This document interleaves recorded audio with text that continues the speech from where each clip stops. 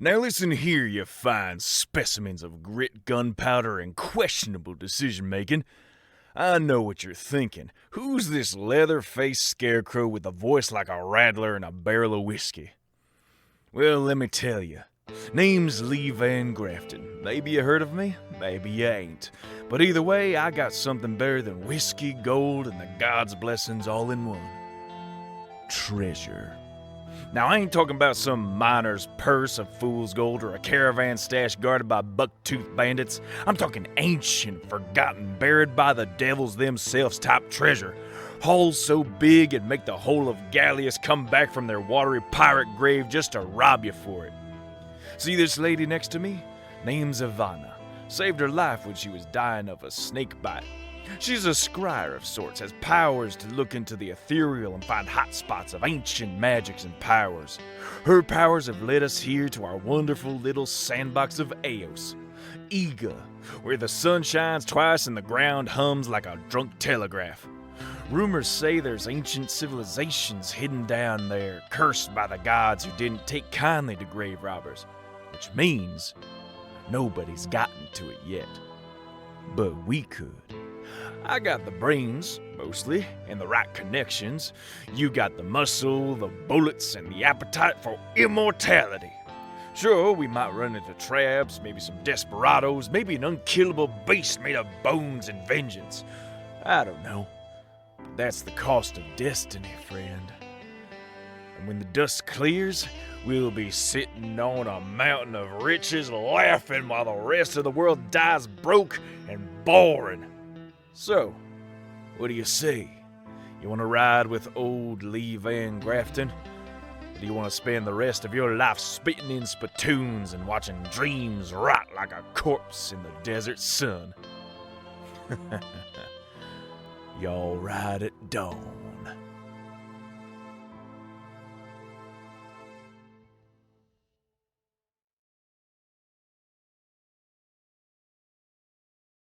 Hello, everybody, and welcome to Campaign 2 of Scheduled Conflicts. Hey! Hello. Oh, my goodness. Almost a year in the making. Oh, I'm so glad to be here with you guys. Welcome, welcome, welcome. How we all doing, players? I've been here the whole time. Where were you? Oh, You just, I found the door and went in, and now I'm here too. you What know, happened? you know, I locked up the warehouse when I left. I thought everybody left. There's a hole in the wall. I just came You're here out for of the canned food. goods now. Here for the food. Damn, I came here for the food and the food's gone. Wait, damn. I don't know why I'm here. I don't know where I'm at. Who are you? Who are you people? Yes, we have some new players at the table today, but we will introduce them in just a second. For now, we are going to... I was literally about to say, y'all remember what happened last time? The classic. No. I woke up. That's Wait. it. We woke up. God or I died, think, God arose. Yeah. Well, it all started when I was born. Alrighty, let us begin the campaign proper here and now. Ba-ba. It has been 3 years in the days after the gods leapt off the planet of Eos. Their disappearance left the mortals across the land in a state of both hope for the future and devastation for the present powers that be. The creators of our time, the tamers of the primordial forces, giants and dragons alike, now are gone from this planet of existence. Clerics pray, and their prayers are still answered. The evidence demands that their deities now act more as an invisible hand to mortal races elsewhere in existence. A wave of uncertainty and opportunity brushed itself over the world. In the years that followed, for the first time in their existence, the mortals of Eos were on their own. Our story takes place in the windswept landscape of Ega. A desert once known as the battlegrounds for the biggest war the world has ever faced. A bloody three-way battle between the gods, the giants, and the dragons, all claiming dominion over Eos. In the aftermath, the gods stood triumphant while the giants became subjugated, and the dragons pushed back to their single remaining bastion, the Everspire.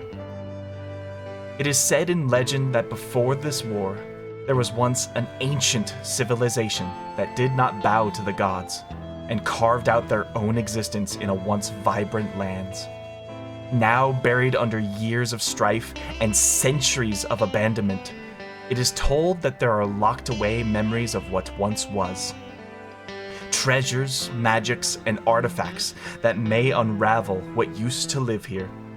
And it is on the southernmost edges of this desert, an ambitious prospector with all the money to their name set down roots to find these ancient treasures.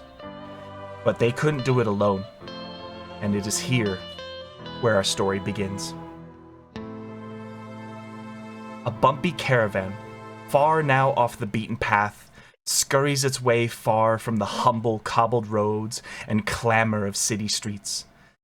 A small, red kobold in a blue, postman-like uniform guides two oxen with careful precision across the desert terrain. He turns to a window in front of the caravan and speaks back. "Almost there, ladies and gentlemen, and all non-binary ailments between and beyond. Make sure you've gathered all your belongings before departing the caravan, or they shall be repossessed by the Kobold Express and sent to our guest storage in Stagelysium to be collected upon your arrival, with a holding fee of 2 copper for every week unclaimed. Thank you for choosing Kobold Express for all your travel and delivery needs." And behind, across a row of benches in this lavish caravan, a small audience of colorful guests ride their way through the scorching sun. Juniper, would you like to introduce yourself?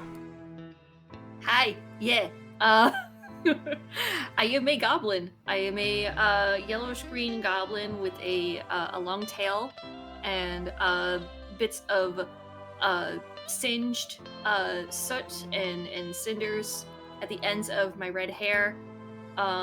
I am covered in what looks like paint that seems to have just basically decided that my skin is where it is going to live for the rest of my days.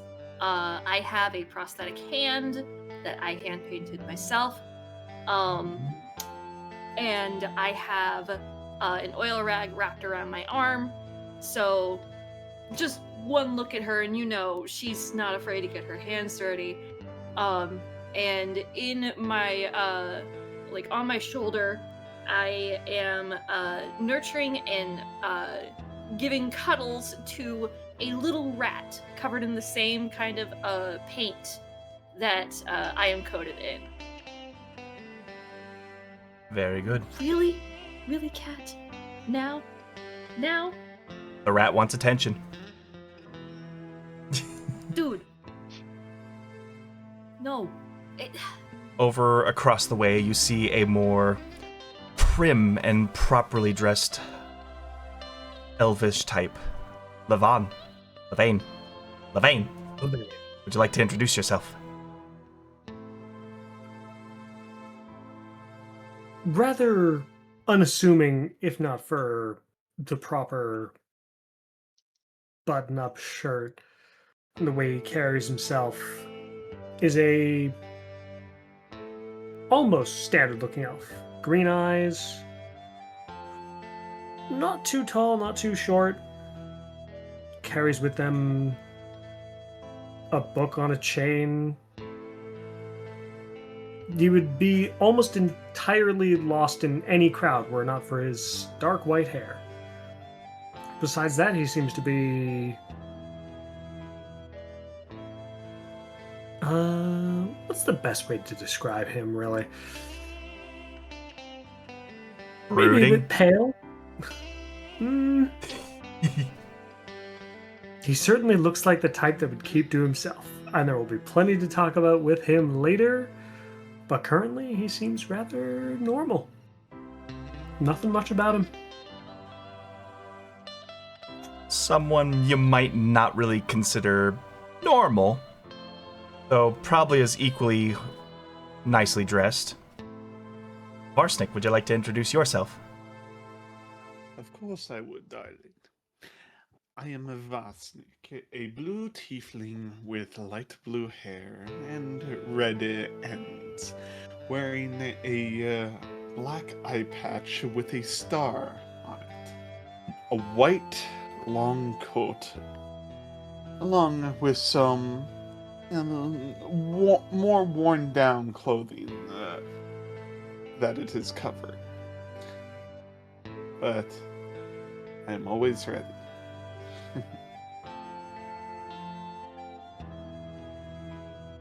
Beside them is one that struggled to fit inside the caravan, but all the same, they made it look fabulous.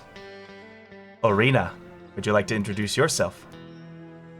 Oh, yeah. Try not to die over here. Yeah, Jesus. Yeah, 7 foot tall tiefling coming out. First thing that strikes her. Just tall. I have to zoom in on her. Has this bluish tint to her horns, red skin with some vitiligo speckled over her hands and over her eye, and heterochromia. And she's just looking on this wasteland, wondering why she's here.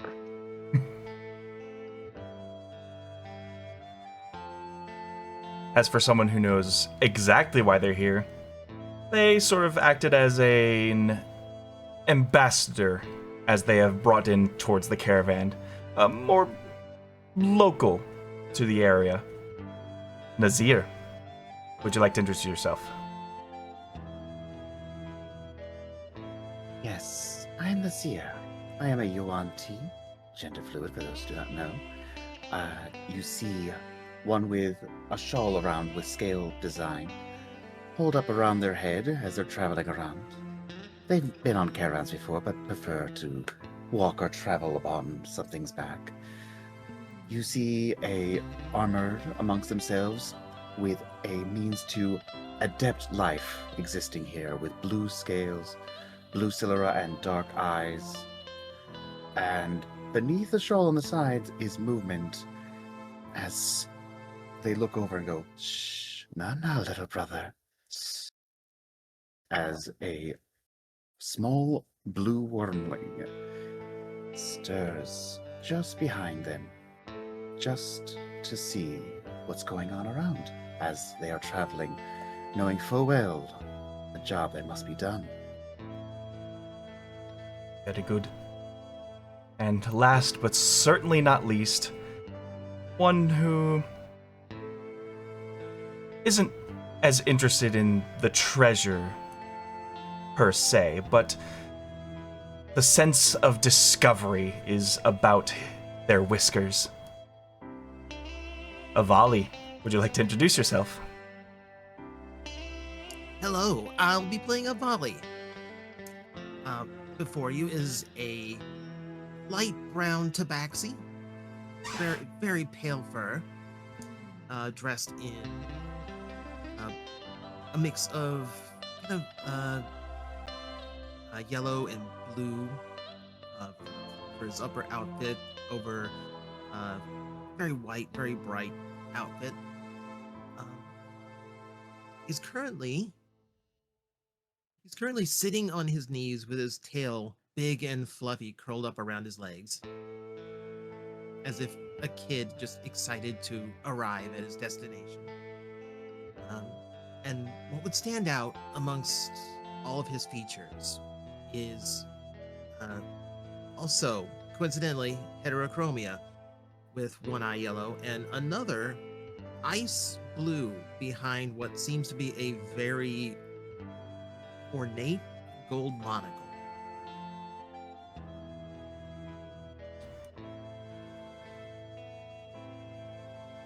With that, our caravan comes to a halt along a rocky ridge.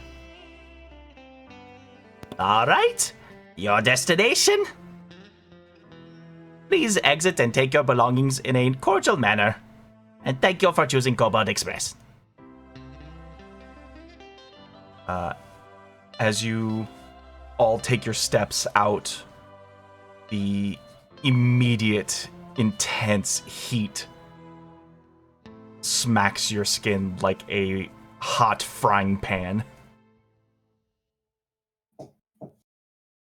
It is year 3 after the gods have left, in the dead middle of summer. And across this little ridge, you see what appears to be 2 humbly constructed buildings. One has a sign up top reading "The Desert Bloom." Aside from it appears to be a water tower. And to the right, a little shack. It appears to be, shall we say, poorly constructed, as you see some of the windows are already cracked from some random event.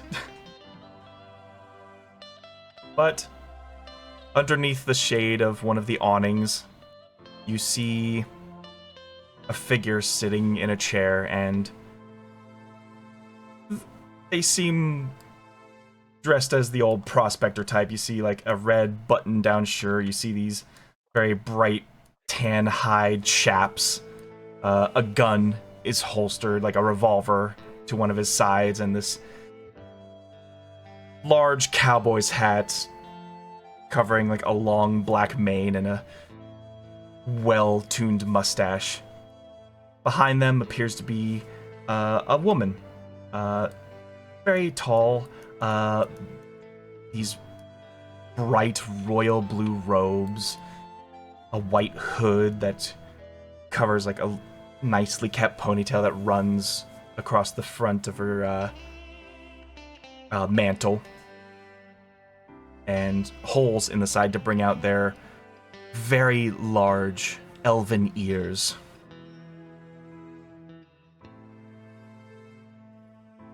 You all make it out. The caravan makes a 180 and begins to ride away.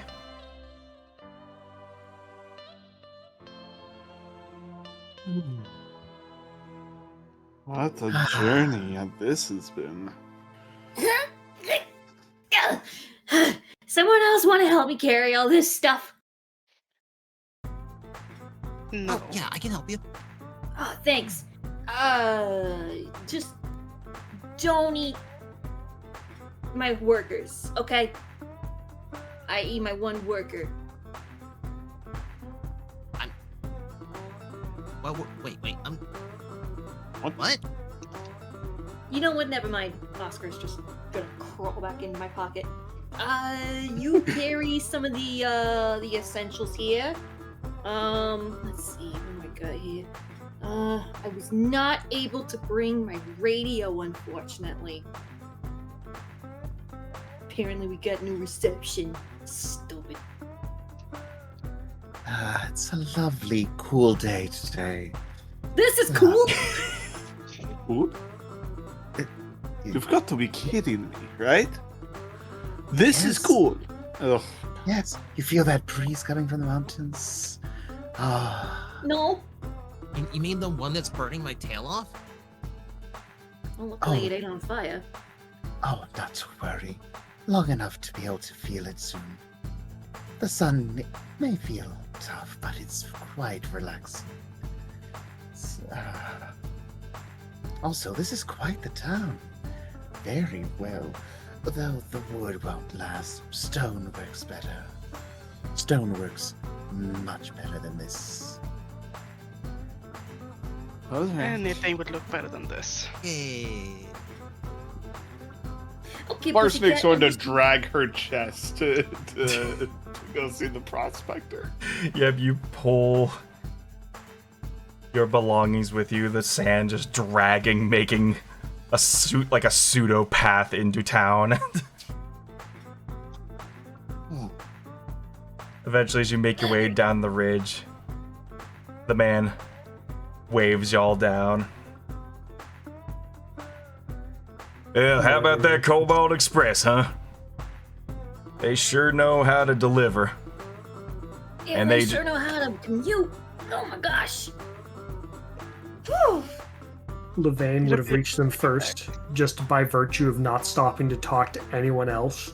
And also quite possibly by having the smallest pack out of everybody, it sounds like. Well, As And you're yes, only- here we have arrived. then Zero has a allow. very small pack. The only thing they have is 2 weapons and their shield, as you see them just coming forward. Well, then allow me to be the first to introduce y'all to our great and wonderful future prospectors town of Desert Bloom. In case y'all Who heard forgot, of it? Lee Van Grafton here at your humble service. I know most of us only maybe brush shoulders once in a while, but I was able to get y'all sort of taken care of down south in Colbog. You're all here now. And of course, I have to thank our wonderful, lovely lady Ivana Tealeaf here. Without her, this whole operation of mine would fall apart faster than a barrel with a bullet hole in it.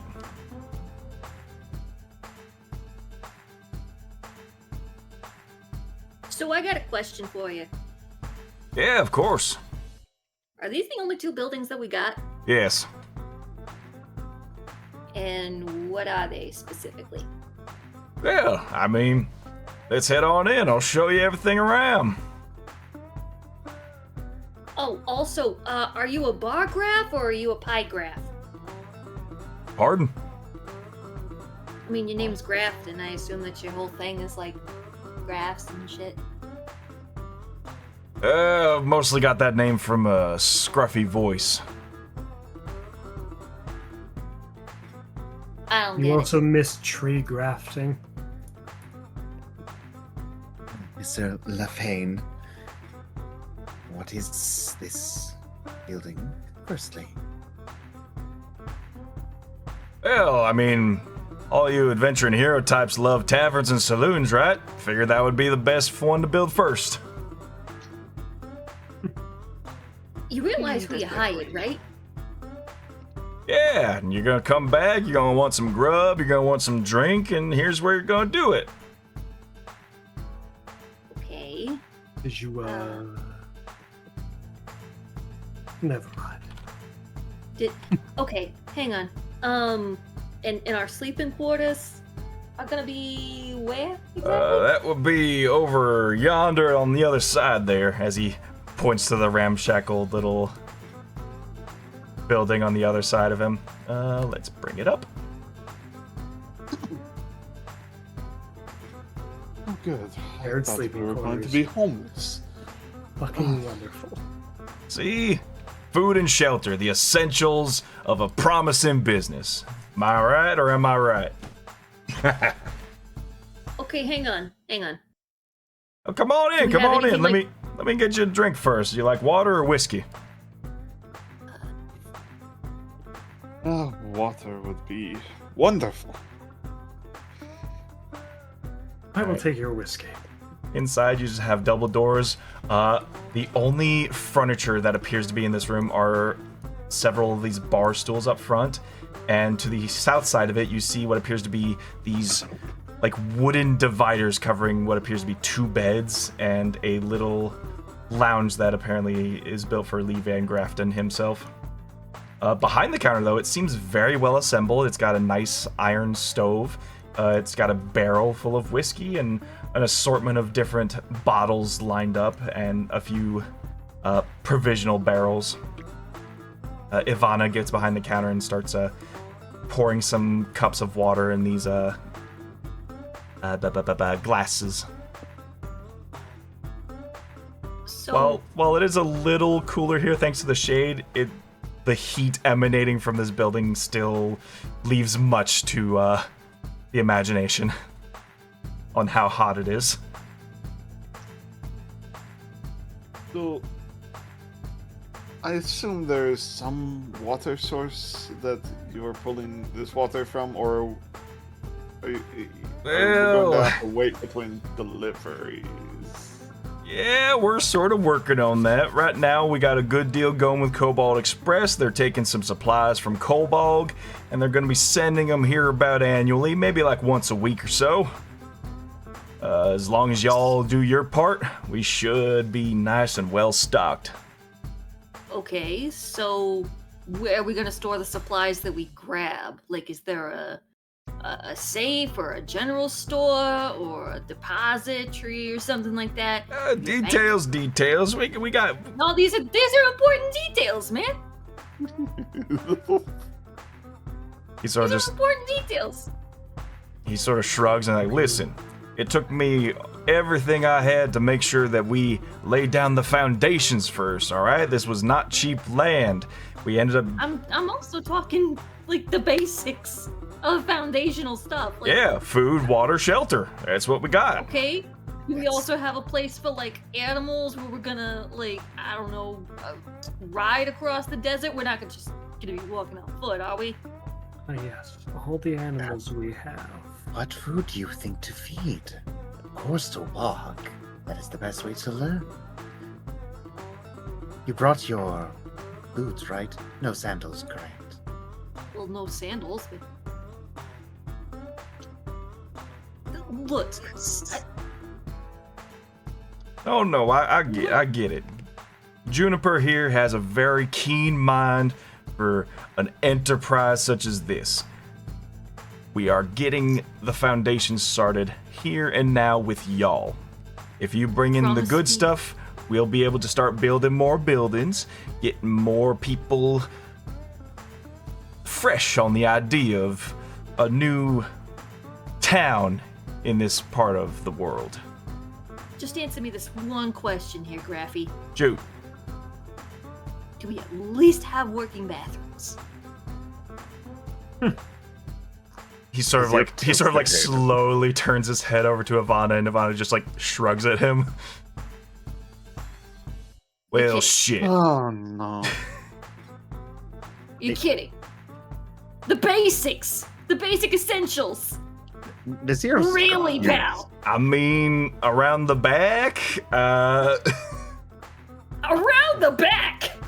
Oh, sure, that's gonna work for the people that have that kind of, like, network going on in their bodies for them to expunge whatever waste wherever they please. But for the rest of us... Yes, the desert won't just keep it. It's dry enough, is it not? You gotta be kidding me. I'm just imagining that scene from JoJo where it's just the desert outhouse, but there's no outhouse. It's just a hole. June walks into the fucking just walled off section and just, oh no! Arena must be having just like a whole heyday with this, because it's like Yeah. Like you're. She wanna go home. Already homesick. You gotta be This kidding me. is the part I don't miss about traveling to nowhere. You had everything else set up, and you didn't put in the one thing that every mortal being is going to need. Everybody shits. You know that, right? We have all the animals in the desert. We'll do that as well. Yeah, but they have an appropriate place to do that. The desert. And where's that? I am confused. This is normal for this. Thank you, a voice of reason. You Don't listen wish to to what How are we gonna shower? Well, bathe? luckily the water tower comes well equipped with a nice spigot about head height. Well, for most of us, as he hand waves over to Arena. You might have to duck. But, try to use it sparingly. Your shower water will also be your drinking water for the time being. Oh, fuck.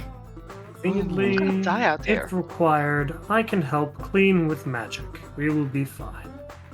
See, already Well, being at least I'm not the resourceful. only one with prestidigitation. And this is why I handpicked the very best out of all of Eos. I'm sorry, are we the Sanguine Band? Listen, the Sanguine Band are just as selfish and hero hungry as much as the rest of us.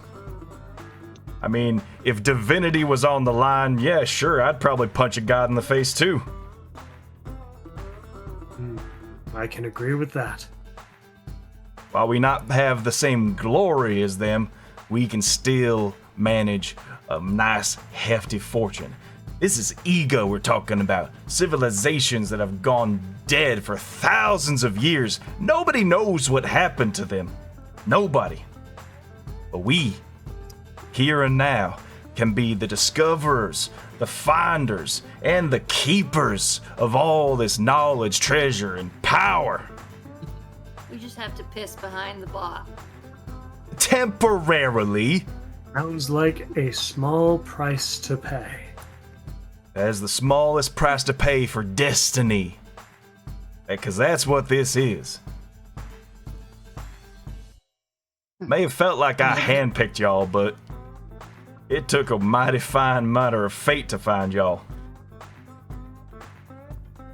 Well, you have my loyalty, and I'm not going to turn my back on this place just because I can't use an outhouse anytime soon. Beautiful, beautiful. Look, sacrifices have to be made to learn about things that no one else ever has. I'm about to walk out. What do you We mean? discovered things that no one's seen for thousands of years. Look, I'm gonna be clear from the Sand. get-go here. I'm in this for the money. So, that does not mean that I am not going to have some complaints about this. Well, But you'll no have matter plenty what, to I'm talk here about. for the money. Well, be sure to only pick what you choose. Complain too much gives you dry mouth out here. So pick carefully, because apparently you have much to complain about. Oh, I will complain about even more. Hey, And all you know this. what? I'm gonna fix some of the things that are not working right here. Hey, all For is fair instance- out here. I didn't come to y'all asking for any level of loyalty. If this ain't your style, you are more than welcome to wait a week to get the Cobalt Express to come back and pick y'all up. Because that ox just left, and unless you plan on chasing them down, y'all stuck here for a bit. So you might as well make yourselves Then let's useful. get to work. You stuck with me too. I hope you realize that. I think this is going to be the start of a beautiful prospect here. So, I don't see any beauty. At least some color, please. oh, trust me, when that desert sun hits just the horizon at right angle, the sky lights up like fireworks at fallen fire. That's only once per day. Can you not see the beauty in such rarity? I see beauty in Things are everything. also- you're also Good. comparing it to Then you'll find it here West too. Poland. In this I'm going case, to you're go take a look at our dwellings. Yep, feel free to look around as much as you like. Hell, if you find something in the sand worth digging up, feel free. But we got you some lodgings over there. Everybody's got their own little bed. Ivana, do you have the... Yes, I do. And she reaches into a pouch on the side and she hands you each a single key.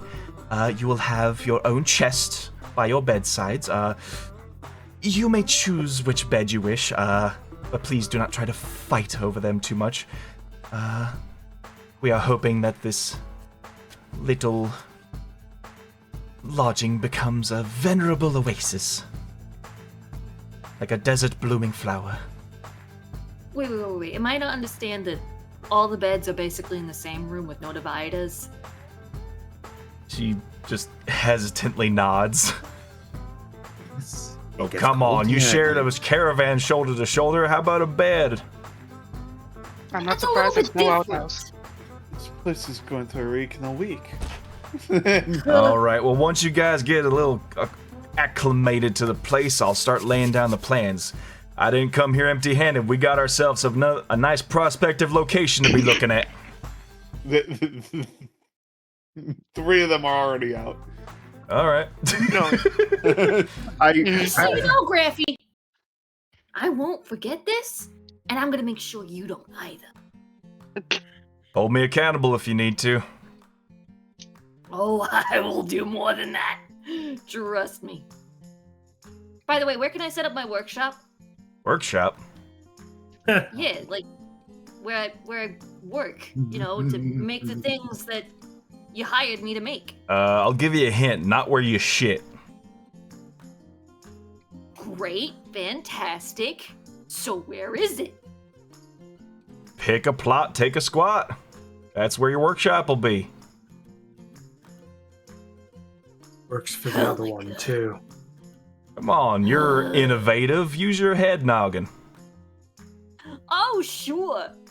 Instead of providing the accommodations for your employees, it's up to the employees to figure it out for themselves. It's just like Falling Fire. Man, I feel right at home.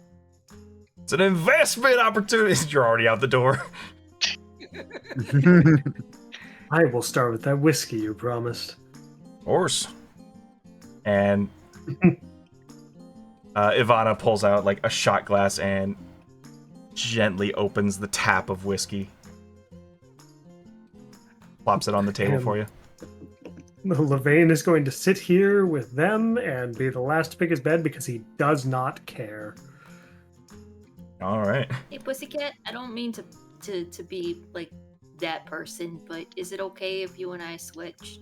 Yeah, as you all walk through these like double doors, you just see an entire open concept room.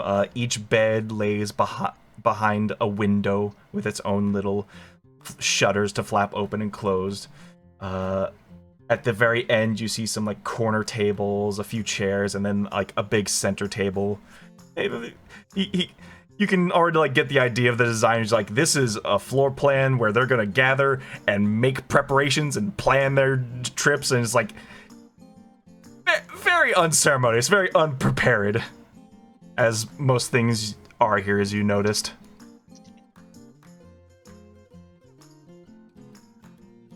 I'm so used to having like a corner and yeah. You want to switch with me? No, I can switch. I don't mind. Okay, thank you. I am then going to take some stuff out of my my suitcase that I brought with, and I am going to start taking the bed frame apart. All right, you take your tools and you are going to start dismantling the bed, board by board, nail by nail. At least this doesn't feel far from home. Mr. Elves. At least we could agree to that. 100 degrees hotter.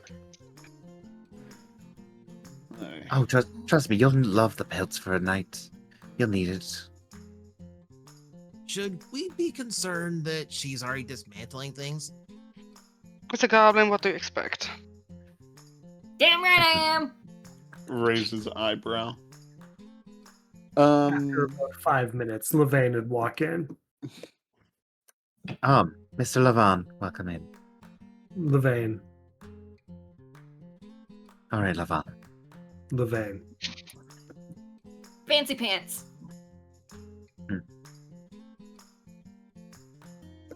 Nothing? Okay.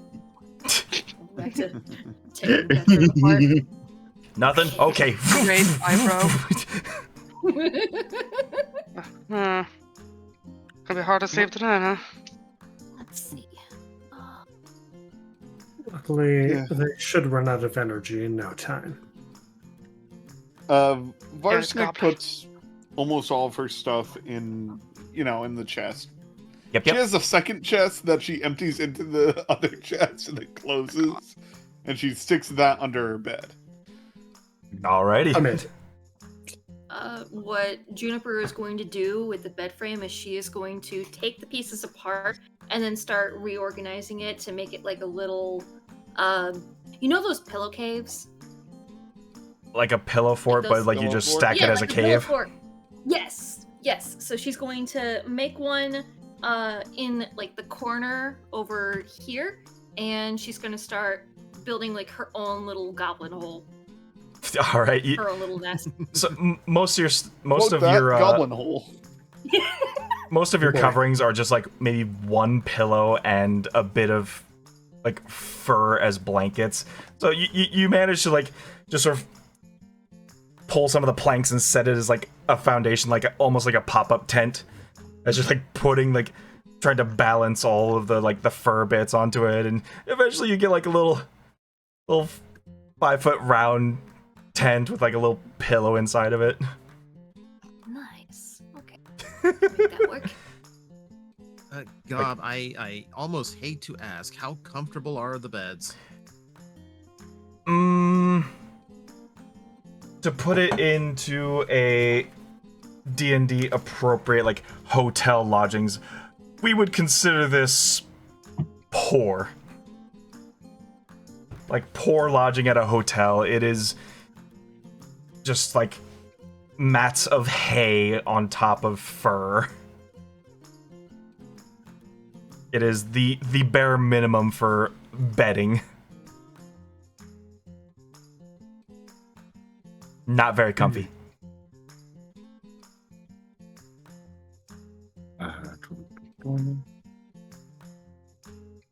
What's Arena doing? She's setting up like her own things on the corner table. Be Oh, like, she- yeah, I'm gonna spread out. Like dibs on the corner. Yup. I'm just gonna put up some like small fabric pieces and stuff. Just set it up and kind of organize. Probably the Distract from prettiest, the heat. the prettiest corner in all of them.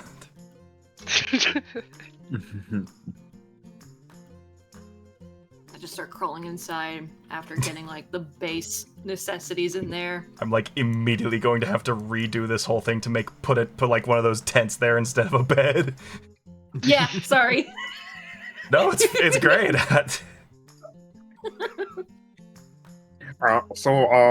So Gob, I dismantled this entire section to make a fucking fighting arena. A little 5x5 fighting arena, eh? I'm doing a boutique over here. A boutique in one corner, a fighting pit in the other, a goblin tent in one corner. All right, Varsnick, what do you got? What's in your corner? Two chests, one full of shit, the other's empty. No, under the bed. All right. So actuality, Zero just taking a seat, and just from behind their shoulders is the little still just crawls underneath the bed. Little guy crawls underneath. The little wormling crawls under the bed. You just sniff, get accustomed. And Levain is probably just sitting, waiting. Levain has indeed tucked their stuff into their chest. Wasn't very much. And is currently writing in a book. Right? Varsnick is going to be like setting up like a little writing station here. She Okay. puts like ink, quill, and then a piece of paper she was carrying. Good. That everybody just gets an idea of their lodgings and what they have to prepare for. Does anyone else want to check out what is around the area in case there is something to find here? Sand. Not even looking up from her fabric, just sand. I would not mind going for a walk, even if we find nothing. I'll join you. Alrighty. Yeah, I can come along. All right, you kids have fun. I'm gonna keep working on this. Well, may as well show you things. You see moving sand, don't go near it. Moving sound. I think mean Sand would be quicksand? the most curious. All right. The four of you are gonna just like scout the perimeter. Survival. See if we could find anything useful buried not too deep. Sure, everybody If on you this, let's do a group survival check. Our first roll of the game. You guys can do the roll without me. Levain is genuinely just out for a walk. We'll just rely on your passive perception in case you see anything neat. Which is Yup. 10, so. Oh my god. This doesn't bode well. Oh no. The first no. roll of the game's a nat 1. Oh, Oh. that's Oh, what we no. call an omen. Hey, but boy. hold on. But Fluff's counteracted it with a 20. A dirty 20, but it's still a 20.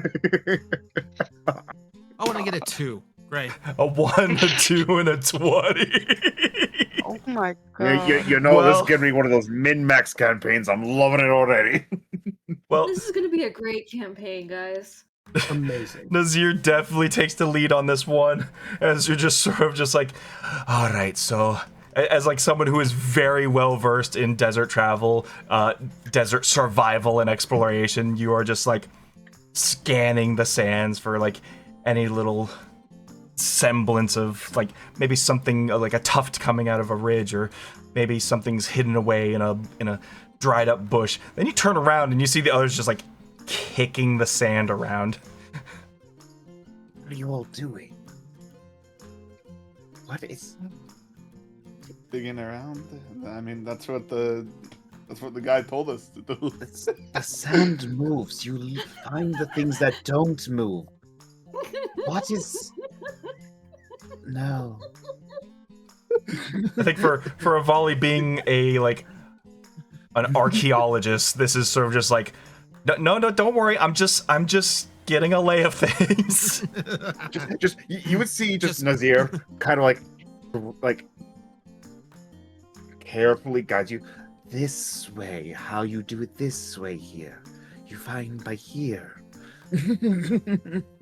You mostly see Avali just kind of like literally trying to get his footing as he gets used to sand in his paws and shaking his tail out every 2 minutes. Yeah, it is a big floofy tail. It would like run against the sand every now and then when you're distracted.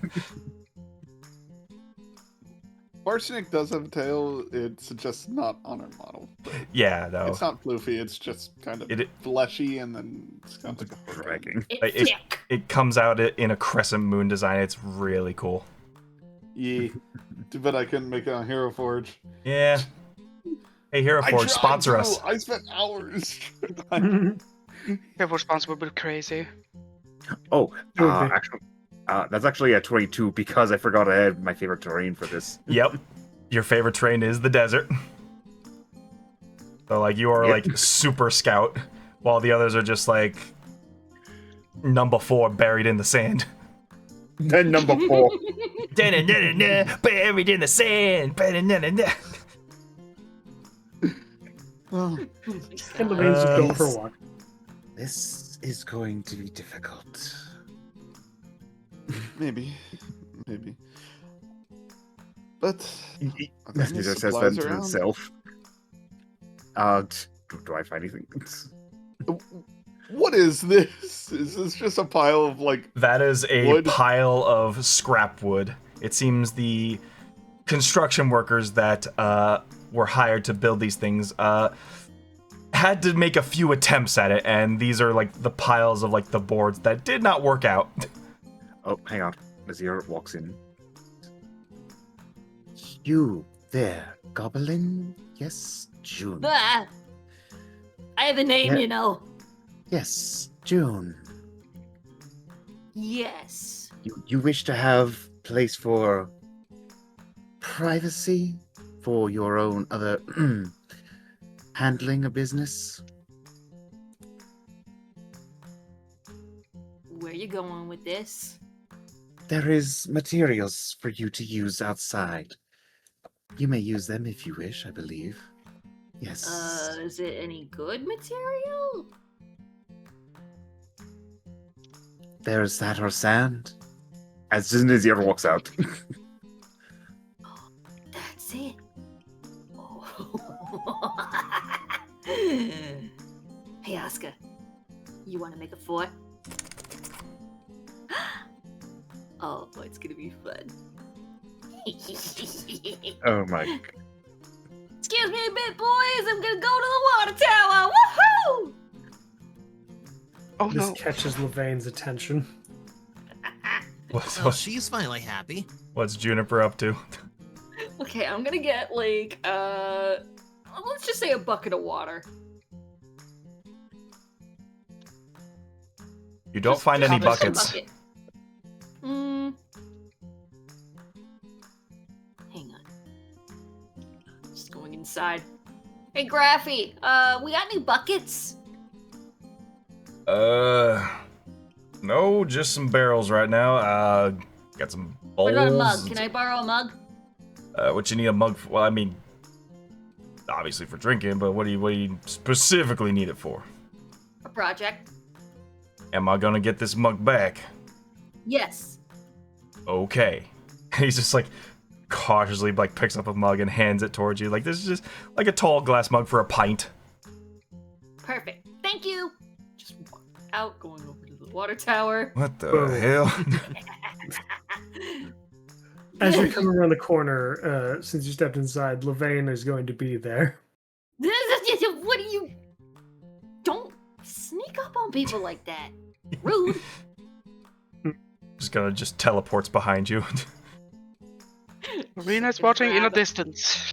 A pint of water. You've just got the little awning on your little lodge there, so just keep it in the shade. And then You. I'm going to walk back over to about this square or this square, and I'm gonna make right here a little sandcastle. You're going to build a sandcastle. All right. Yes. What type of castle are we building? Is like your standard, just like make it out of the plastic molding sort of castle, or? Nah, this is all custom, All right. like sculpting. In this case, I need you to make an intelligence roll for for the design, and then a sleight of hand check to build the castle. Okay. So intelligence for dat. Okay, 18. 18. All right, you've got the idea in your head, and you just need to sculpt the sand and the water in the right way to build it. So give me a sleight of hand. Got it. 6. Ooh, it's not good. The sand is like very core. It's not really good for building sandcastles, especially as like when you pour the water, the sand is immediately up, like absorbing it up. It's very hard to navigate. I'm just gonna go back and forth and just get more water and just like keep This trying. is what we're wasting our water on? Uh-oh. And that is why Levain was standing here. Just building the sandcastle. Building When you come back for castles out of second your own pint of drinking water- supply. Just looks over and sees what the goblin is doing. Is That is not going to last more than a day. And Levain is going to actually stop here. Yeah. Step in your way at least.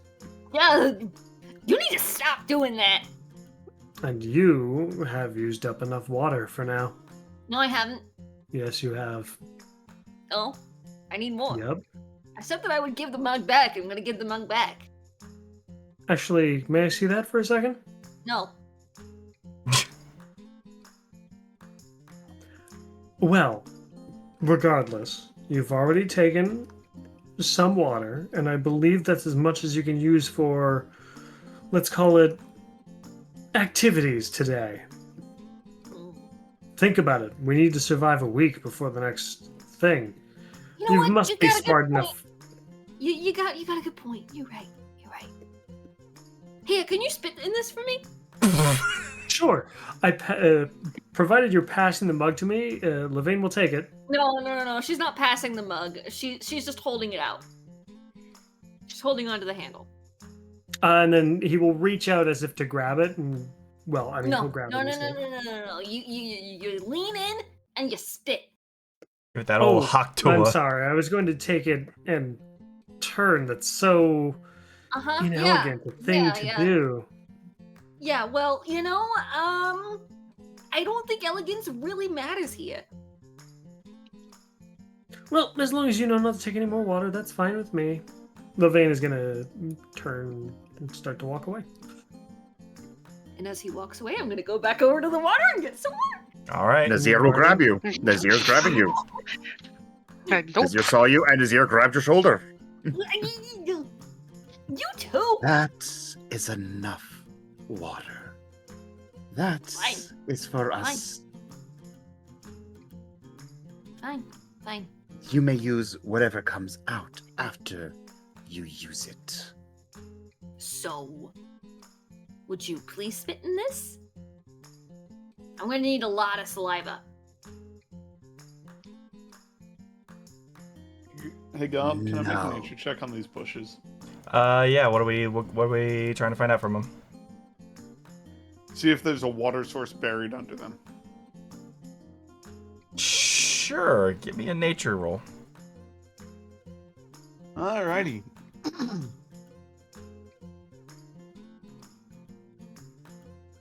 $19. 19. These bushes seem to have been placed here artificially. As you like rub your hands against them, you notice the leaves are incredibly dry. This thing is going to die.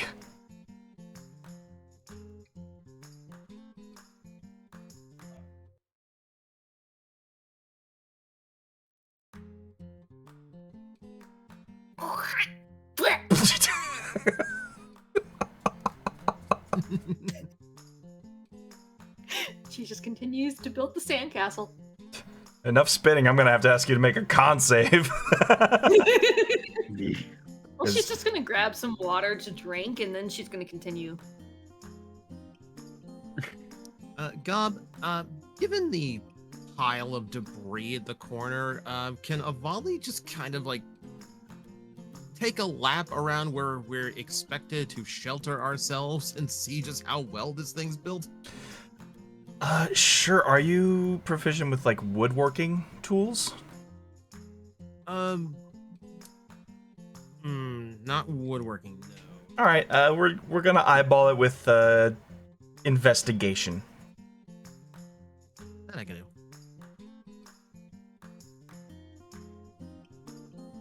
Yeah, 12. 12. I mean, it's decent enough. It's not like it's got like any concrete foundations to it, but it is a sustainable shelter. It will block out most of the harsh elements from you guys without you suffering any terrible repercussions from it. Though you might get a splinter or two if you're not careful.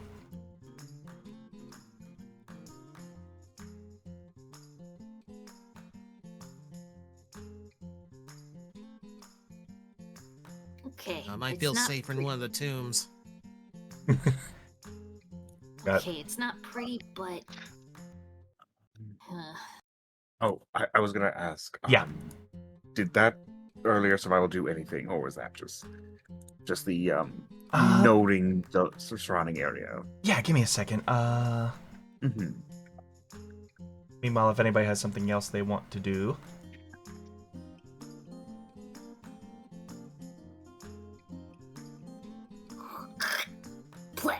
All right. Yep. Already started looking at the goblin, so you gotta more or less step over the cat and walk inside again. Oh.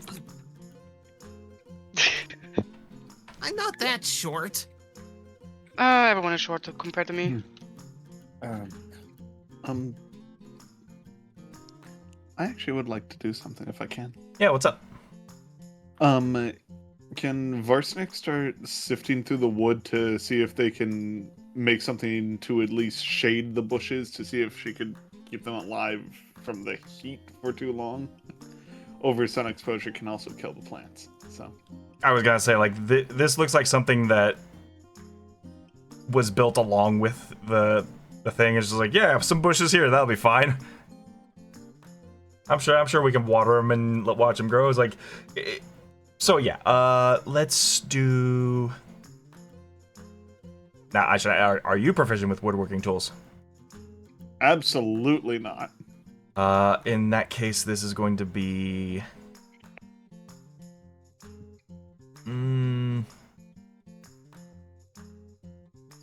Intelligence roll. I would argue intelligence at disadvantage, but I'm not going to argue. Don't look the gift goblin in the mouth. Yeah.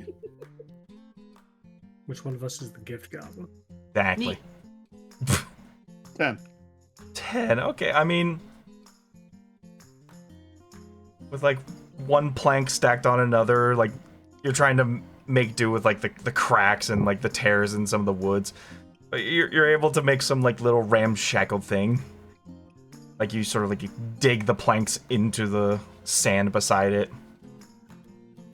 And with like a big enough one, you just sort of like wedge them all together. Hopefully you don't dry up too fast, then we can maybe save you. Hopefully. Yeah, she's going to go back to the room and actually she's going to head into the tavern, but you know. Yep. Nazir, as you've been like scanning things, you notice off to the side where the water tower, inside the sand is like a little tuft of leather and a little knot. And as you reach and pull for it, you see like it's a coin purse. Must have been left behind by one of the workers. It doesn't have much in it. It's probably got about 7 copper and 2 silver, but yeah, that's what you find.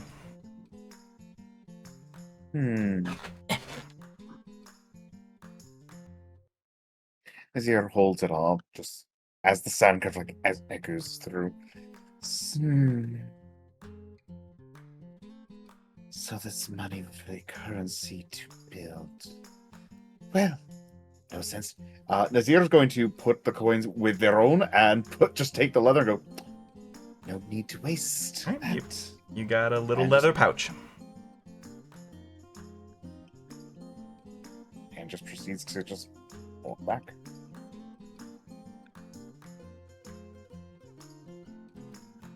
Oh, Varsnick, what do you think?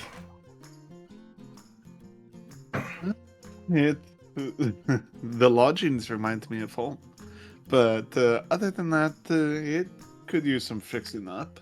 The bushes in the back are probably going to die in a few days, but we can try and keep them alive as long as possible. To be honest, I thought you'd get here sooner and they'd still be green, but can't all just match up to the extravagance that Everspire can provide.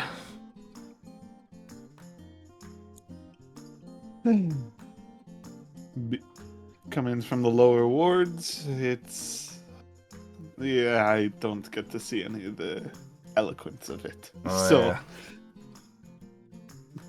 How about the rest of them? Think they're ready?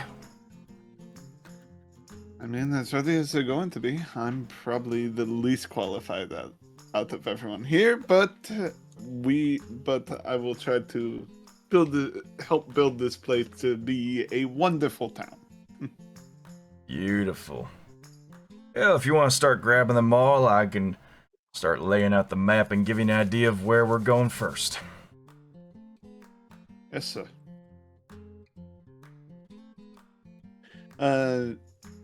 As she steps out, is Juniper still making her sandcastle? Yep. Yeah, but it's still kind of the Aaron Hansen poopy castle.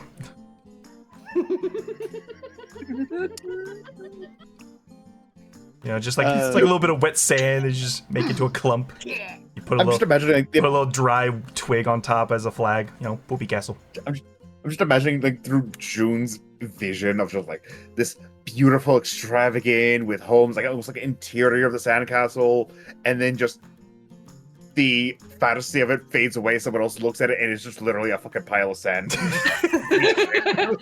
That's a fine looking barbecue. Why doesn't mine look like that? I need to get a stick. Hang on. Where's the... Okay, there's that. And I need to do something to this. Where's my... Okay. I would like to try and... I want to see if I can do an infusion on this. What? Excuse me? Or not an infusion, a magical tinkering. Oh, It's a magical tinkering. Uh-huh. My magical plastic shovel enchants the sand. Are we doing that for like a stick or Yeah. a sandcastle? I was a little confused there. The stick that's going to go on top of the sandcastle. Okay. Oh yeah, you could make an object to create a magical effect out of it. Okay. What are you turning the stick into?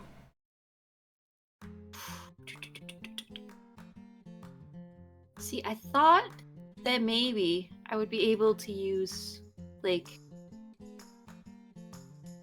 that to make a smell of some kind, but I don't see... You know what? I'm just going to make a static visual effect that kind of looks like a neon picture of poop. Like Eat at Joe's, but it's just the neon lit silhouette of a pile of poopy. Yep. And it's in a nice little juniper blue. So you know it was made by me. All right. Hey,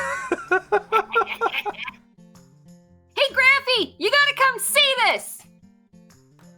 The heck you yelling all down now? He wants you inside.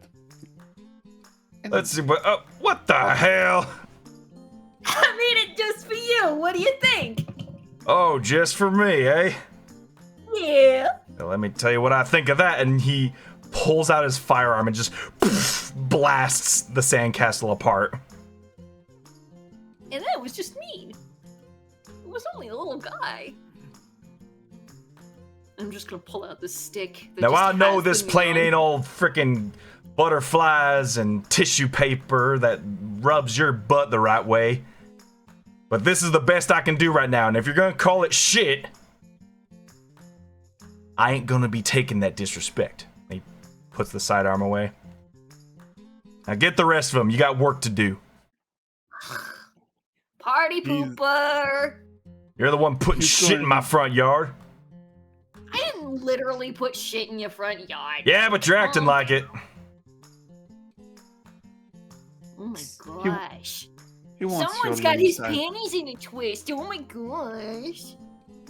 That firearm was going to bite us in the ass.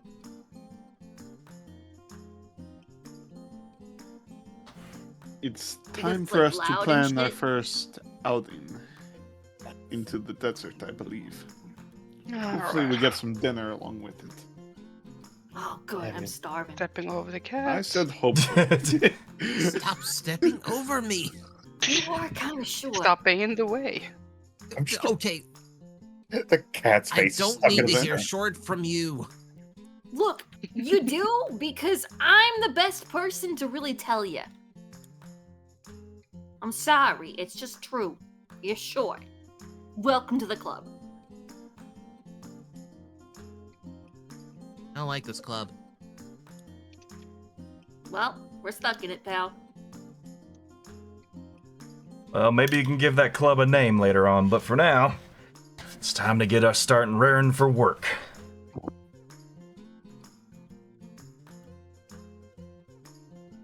Here's your mug, by the way. Promised I'd give it back. Thank you. You might want to wash it, though. As he just sort of sets it back, Ivana picks it up and goes over to the sink. Alrighty, and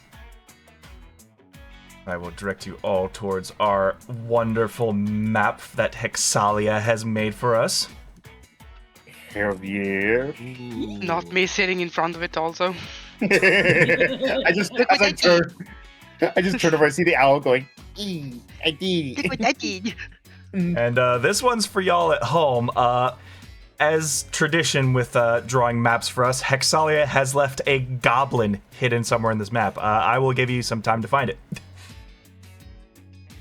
And your time's up. Enjoys being able to pause. Pause the video. You're on your own. Pause the video. Find the goblin. Find the Welcome goblin. back. If you find the goblin, I will give it a heart. I haven't found the goblin yet. And while we're grazing at this map, I would like to make a quick little announcement before we begin. Because did you know that we have a Patreon now? Oh my god.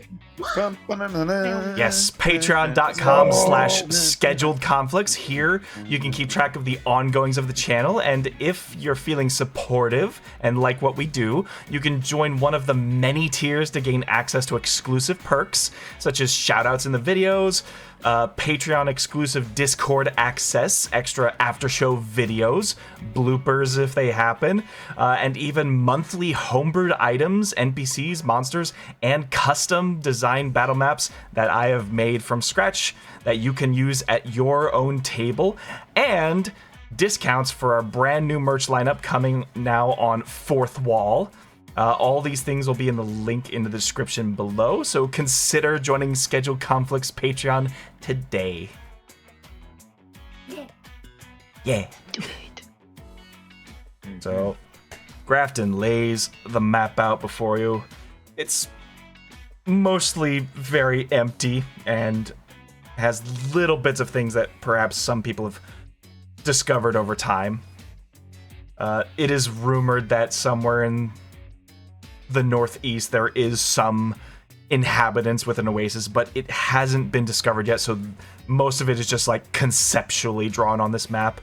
Others are more like solid, as there are like villages that do scatter themselves across the landscape, and they have like little marks and pins here and there. But for now, Lee just sort of looks down at the map, looks it up all of y'all.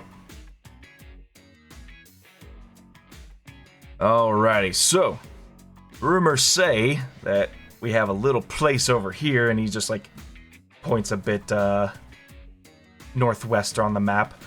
Rumors say it was used, this place we found, it was used as a place of devil worship, or even communing with the dead of the people that used to live there. I don't know for sure. The history of these parts is either lost or buried in the sands. Not entirely sure the kind of places we're delving into quite yet, but that's what we hired you for. And Ivana is very convinced that there is some wonderful magical prospects in there. Are you able to determine whether it's demonic or not? Well, I mean, I we're believe mostly that's going our off job. of rumors and hearsay at this point. That's why we're here. We're here to do that. I'd like to know whether or not we're going to be walking into a devil cult, like, base or something. It's never heard of a cult for devils like that. I do know that there are relics for some things like that. Well, I mean, y'all, you know all those, like, devil things, heretical stuff from way back when. I mean, could still be Sure considered heretical. And cursed. I'm sure we'll be able to handle it. I know for certain there is something arcane located there. Though I cannot really scry on the details as to what specifically.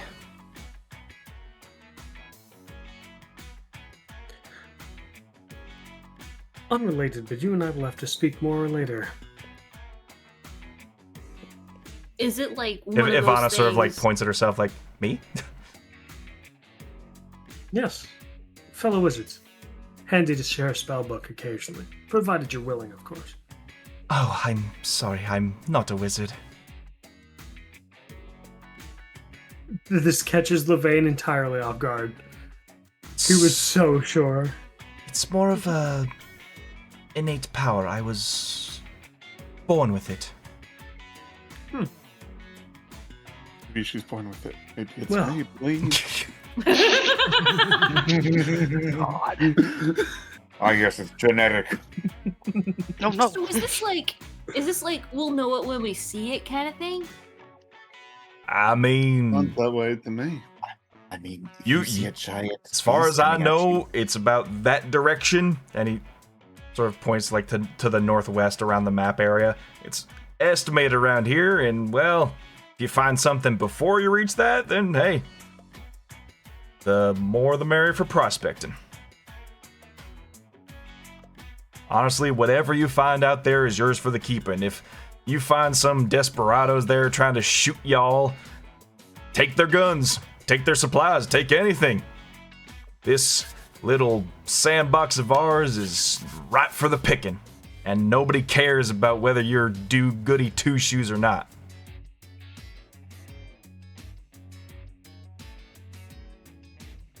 If we want to make this grow, we need money, and I don't care where that money comes from.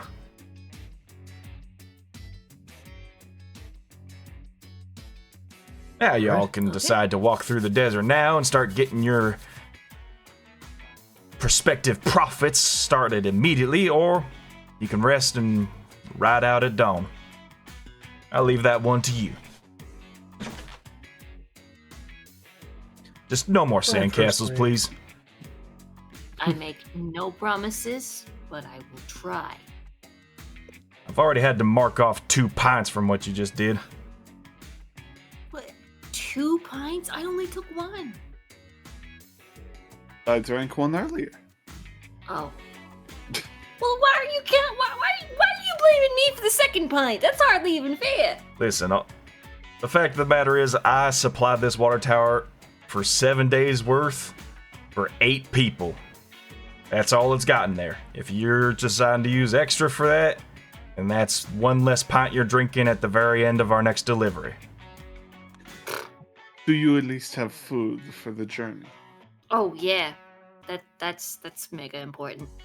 Well, it's mostly just dried meats and stuff, but you know, lard, bacon, some eggs. It's Anything? enough for me. Anything spicy? Any spices? Hey, if you want to go out there and find some desert spices of your own, you're more than welcome to, but the best spice we got is salt. The ultimate preserver. I know this one recipe of taking desert spiders and drying them and grinding them up. There you They're go. quite delicious. I'll try anything once. The spidery spice of life. Tastes like pepper. Sure. I don't know if that's gonna be like hot enough for me. All right. The And he necromantic gets behind the magic- counter and starts firing up the stove.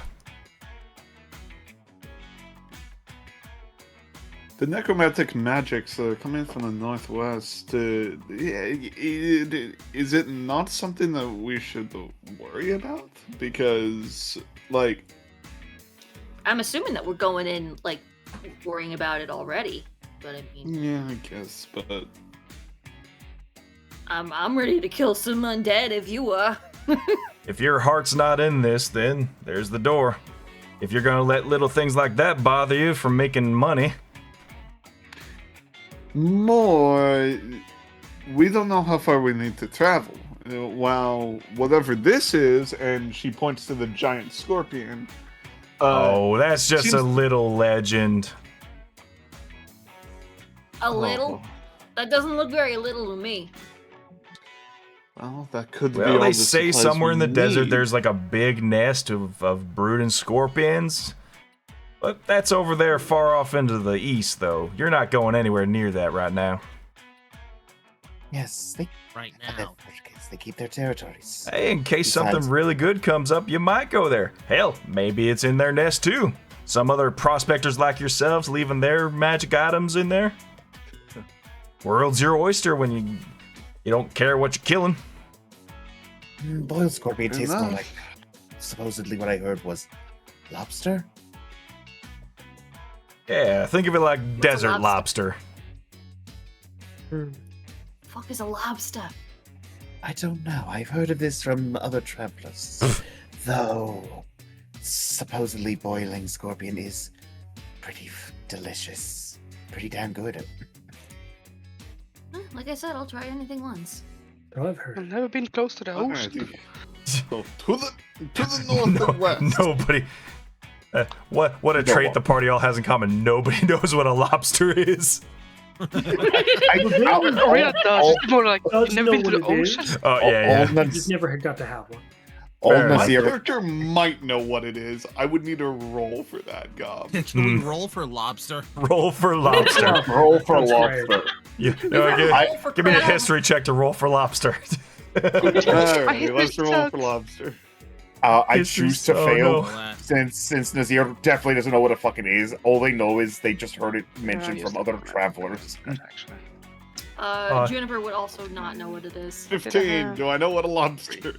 You do Okay, do well- know what a lobster is, although you only hear it in fancy cuisines in Everspire. I Very- absolutely know what a fucking lobster is. Not only do you know what a lobster is, you know what a rock lobster is. Rock lobster. Rock lobster. Yep. Alrighty, so my wonderful adventuring party. What would you like to do? You are getting cooked what is essentially breakfast for lunch. Mm-hmm. Are we going to To me. rest for the night and start at dawn, or are we going to adventure out now? Might as well start adventuring while it's cool. I was going to say, if Nazir says it will be hot at first, basically, but Nazir will basically say it will get cooler and it will get cold, and it is best that we use this to our advantage to get to where we need to be by the time night comes on. There you go. That makes sense. Alrighty. You seem like the specialist, so whatever is best. Yes, that works the best for us.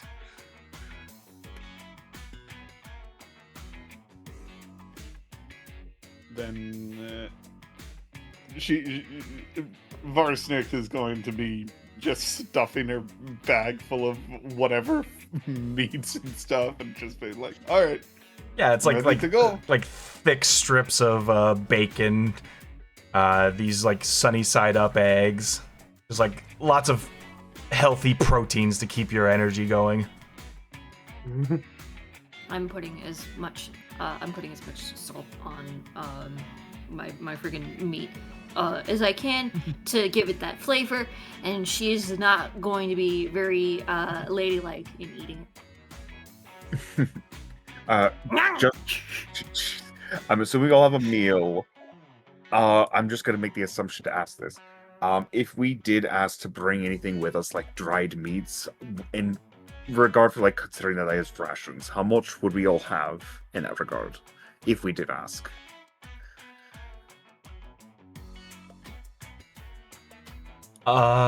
It depends on how long he presumes the journey is going to be for you guys. In this case, I will like mark an estimated location for you guys.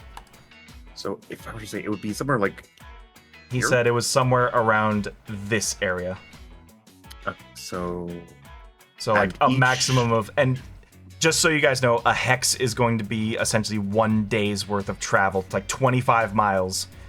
If the weather holds up, there's no interruptions or anything like that. Okay, so Yeah. we got to prep to go for a while.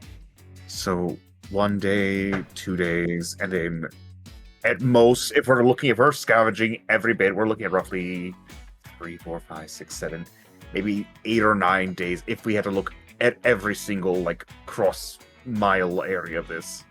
he's giving you like the estimate, like, because they only have 7 days worth of supply for you guys right now. Yeah. That you make it only maybe a 4 or 5 day trip, like, and that's including there and back.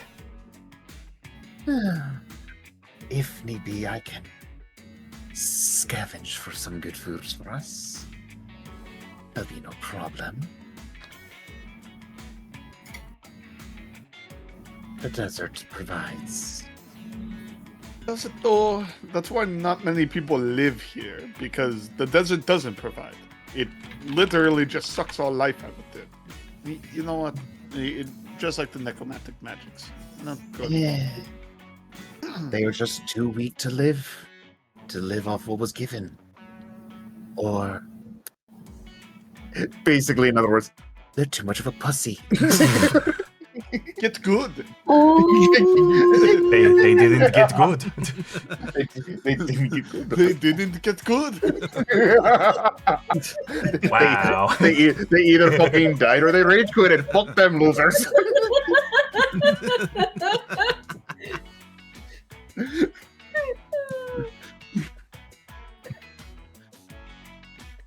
Ah, man. I am so happy I'm going to finally be able to roll wilderness survivals. It's part of the Dungeon Master Guide I've always wanted to try out. Hells yeah. In this case, extreme heat.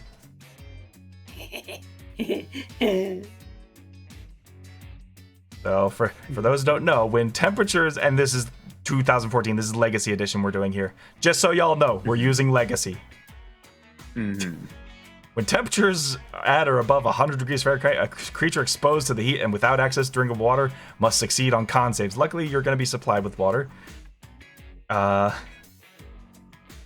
each hour, you're going to make a con save at the end of each hour to gain a level of exhaustion. The DC is 5 for the first hour and increases 1 for each additional hour. So you could theoretically push it if you do run out of supplies. But it depends on how risky or rewardy you want to be. That's going to be the gameplay loop for you guys. Survival, big rewards, big payoffs.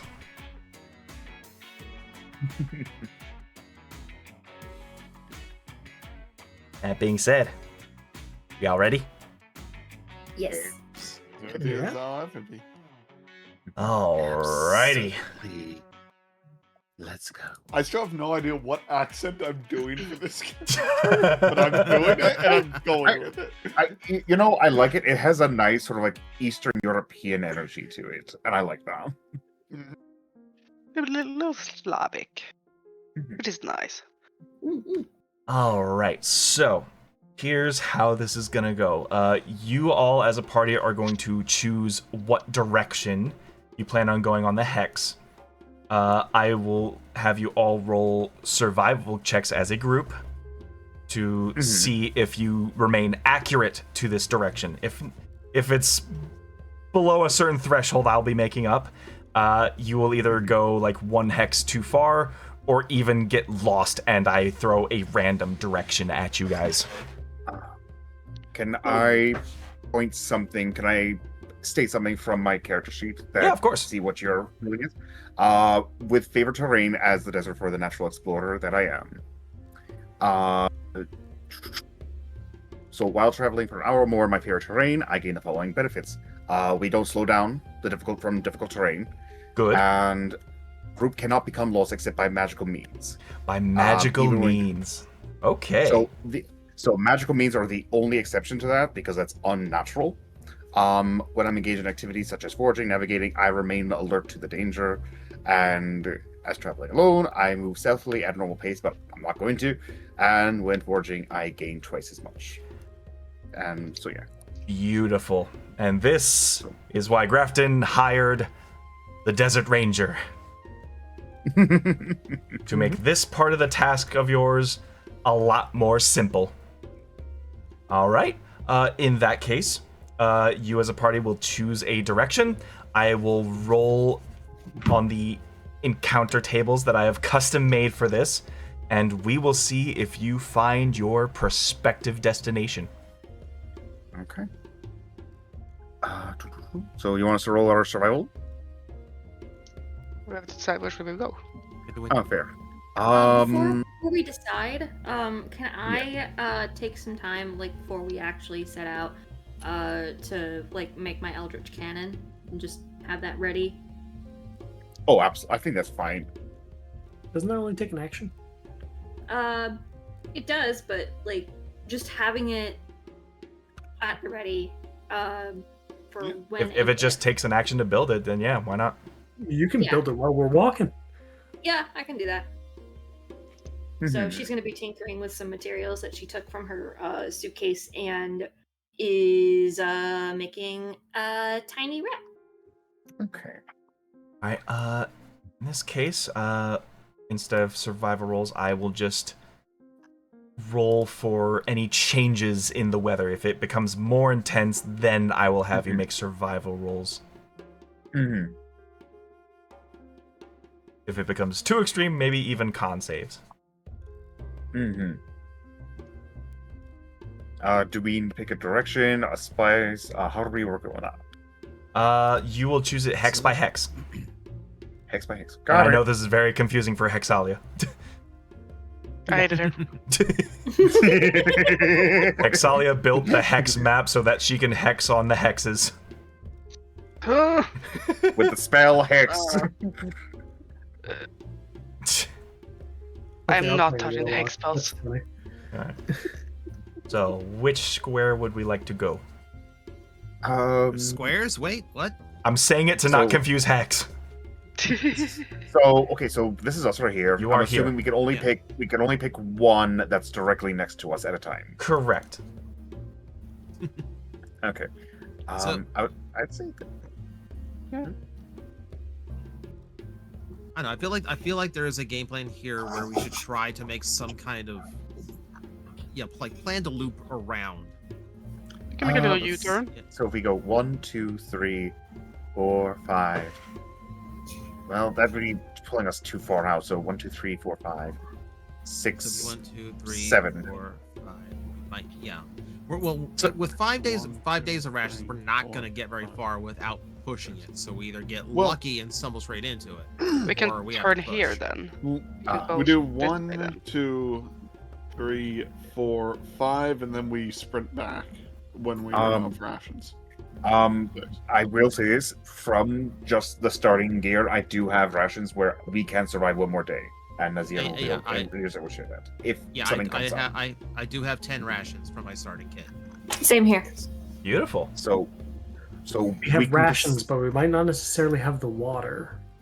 Because water's the big part. I have a water skin, but like Yeah, that's the issue, right?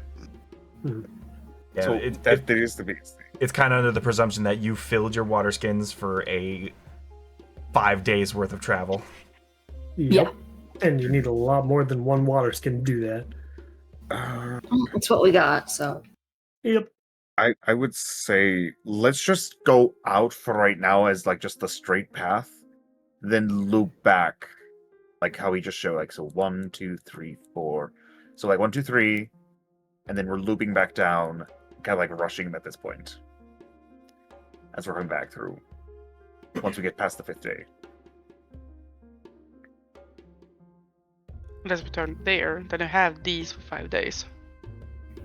I just have 1 day to draw a little bit. For the sake of simplicity, if any of these like hexagons have been cut off, that's essentially the sign that like, hey, you're in eyeshot of civilization here.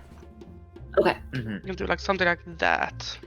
Like If you are that is you are right, here right, literally then. means like, hey, you've made it to the town, you've made it to the town, you've made it to the town. Yeah. Yeah. So I mean, it's. I feel like we can go further than that for this. I absolutely love the strategizing you're all making right now. Because if we just keep going like this, we're not making progress. Because at some point, we're gonna have to go further out. Unless you make loads of money. Mm-hmm. We don't have might enough have to money to stop. really sustain supplies, and we're starting from rock bottom too. So Yeah. Yeah. That was the idea. So I guess we better find some. Because today this will be I- progress.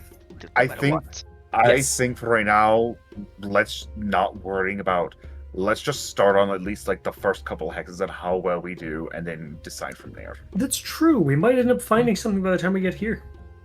So You never know. let's just Yeah, we- play. Let's just play by ear for right now, and then if we find like, oh, I don't know, some sort of aquifer or something that maybe refills our skins of water source, we can maybe extend our travels before we come back. Even There's also the potential of finding some kind of landmark or something that gives us an idea of what direction to go in. exactly. So I think for right now we just worry about like this, like just these first two spaces. I agree with that. Pick one to begin with. Mhm. Take it day by day. Alrighty. Choose your hex you'll be landing on. This one. Yep. Beautiful. Alrighty. Let us see as you make your way out from the desert bloom. You begin to lose sight of it, and the windswept desert becomes your only source. Although, with the great mountain of Gia in the horizon, there is always a good semblance of what direction you may be in. The desert has that very forgiving beacon for travelers who have decided to risk their lives to hunt and prospect here. It's kind of like knowing which way is northeast at all times. Well, north is whichever way you're facing, so. Oh no. I kid. West. The weather remains normal. Mhm. The wind is a nice, light breeze, helping pull any sweat or panting you may be doing. Sorry, Avali.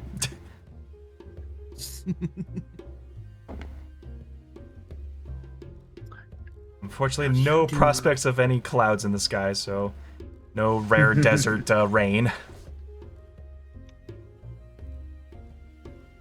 Just another normal day at home.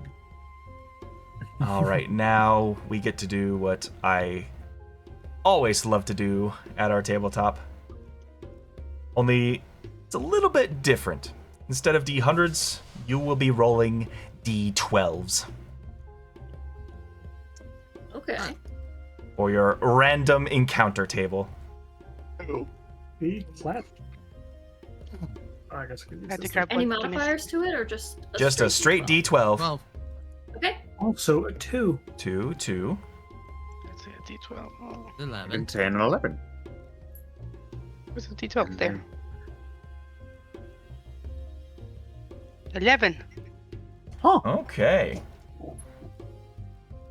So this could be something very nice, or it could be something very dangerous, depending on my next roll. Depending on how he feels. Depending on how it feels. You know, I Danger feels like the ranger needs to be go bye-bye. I didn't have my character development. Rep. Just Let me see. tinkering. There we go.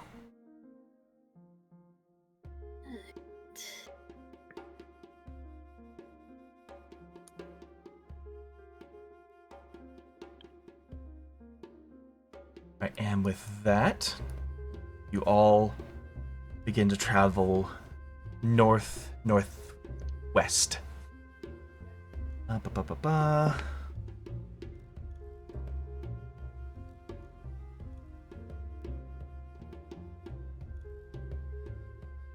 Levain, Yes. you begin to notice it first. See what appears to be a tall, shimmering tower off in the distance.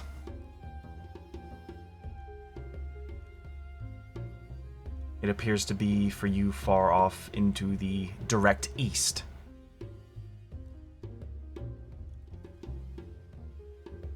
Oh, apologies, west. East, I thought. No, west. Yep. I got my east and my west. Thank you. Tower. Can anyone else see that, or am I seeing one of the mirages I've been warned about? Everybody give me perception checks. Percepti boys. Perceptible, it's not that good for me. Percepti. Perception. I cannot get a good roll today. 9. 9. Another Why are we 9. all rolling Another nines? 9. What the fuck? And an Hey, 18. hey, look, 9. I got 2 9s for an 18. You know what? I count. 4 Close nines enough. in a Sure. row.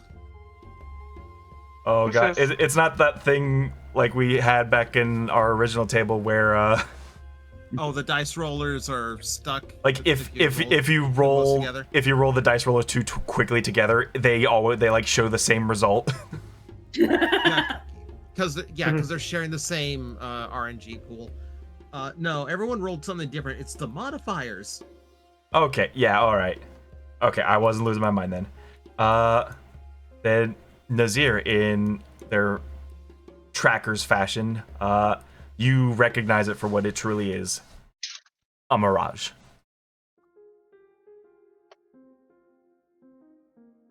That is nothing. You are correct. Your eyes fool the heat. Tess. Keep moving. Let it not the desert claim you as its prey. Yet. Yet? Forever, I would hope. The fuck you mean, yet? Is that your eyes stop playing tricks on you and you see the ripples of the heat making what you thought was the shape of a tower? Worried it was about to stray you off the path you chosen. Nazir just walks forward and just taking the focused lead of it, and you just hear you see a snake-like tongue come out while sort of like a snicker.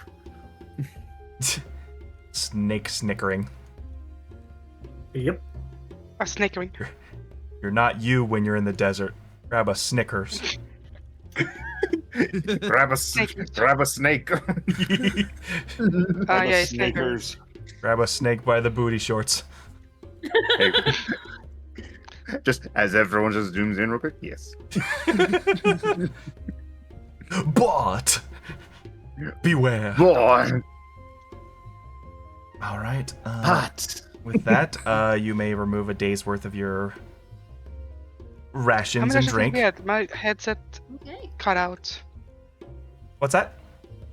My headset cut out before. How many rations did we get? A day's worth. You're, How many did we get before we left? You're removing a day's worth. We got. Okay, minus 1 then. That's what I Aye! How So we many have did 5 you get? starting. We now have 4. Yes. 4. Thank you. Yes. My headset cut out before, so I was like, oh shit. All good. All Gucci. All right. Yeah. Choose your next destination. All right. I think Think keeping forward. forward Yes, is the keep best direction. bet. All right.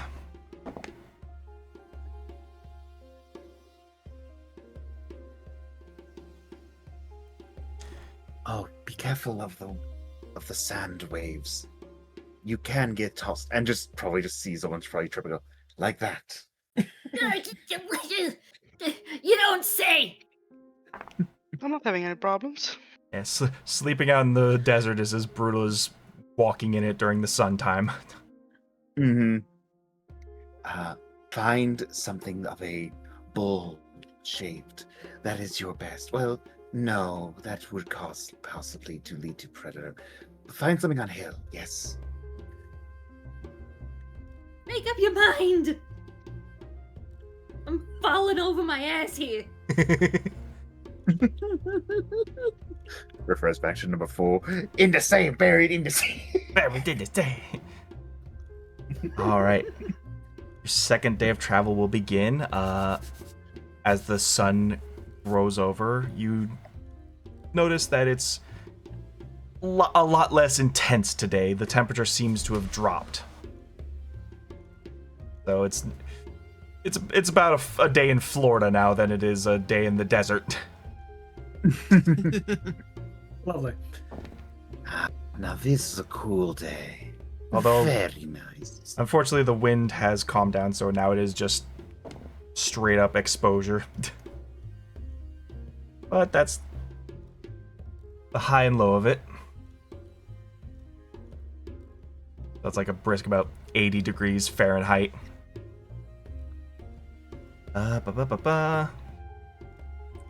Give me some more D12s. D12s, you got. Any- Abba. 8, 5, 1, 12. Ooh, Roll max. 3. 9. both sides of the Again. table here.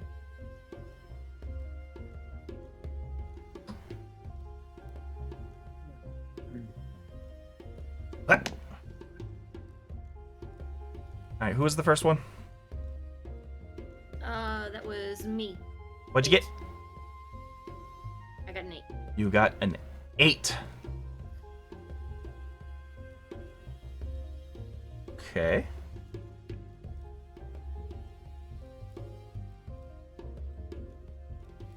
Ba-ba-ba-ba.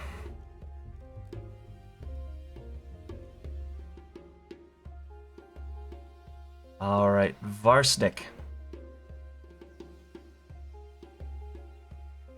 You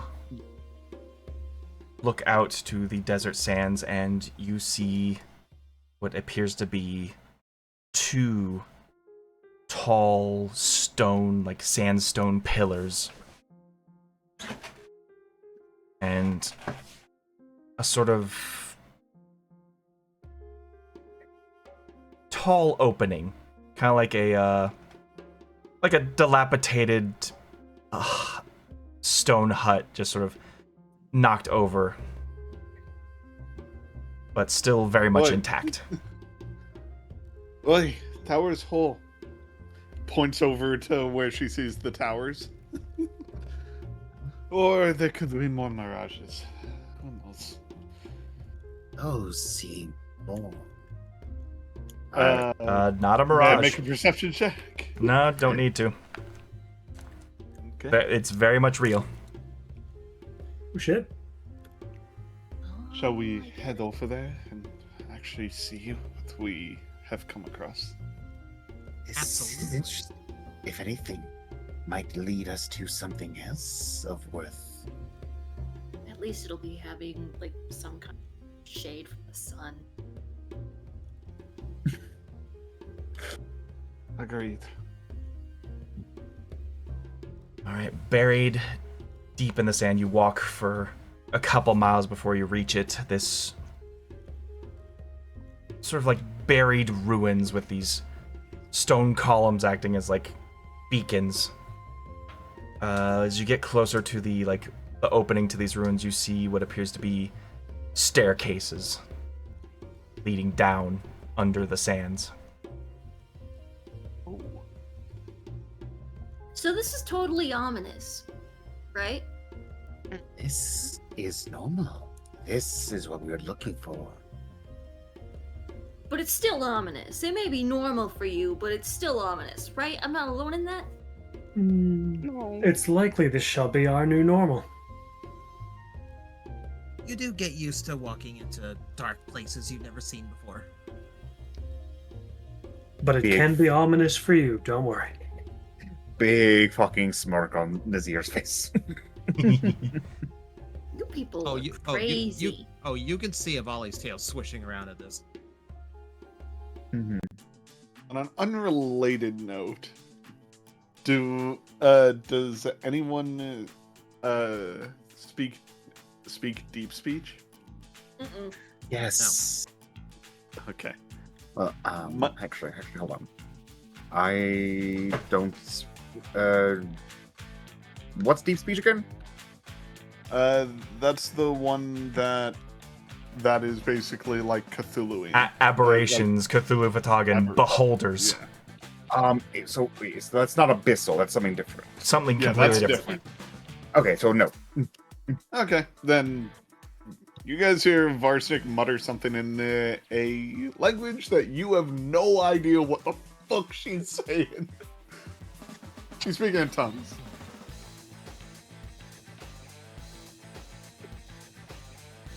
All right. Do we all want to trek down our first dungeon? Absolutely. Yeah. Yeah. Now let's turn back now. Oh, I think I Oria's think I've seen gonna enough. do Let's her. go. What? Let's go. Guys, hold on. Hold on, Hex. What were you I'm gonna going say? to find familiar. Oh. Like, okay, this is scary. Casting Find Familiar. Yep. You sort of like draw out a ring of fire in the sand, and as it poofs up, a little pseudo dragon appears. And it's very well. It's wearing a vest. Always. A very well kept vest. Ah, fuck, another one. So we knock off where you're at. In Draconic, just That is so cute. This is Vorum Mama's is girl. Vorum is very intentionally saying that it, like, in all honesty, very cute. Yeah. Shiva is Mama's girl.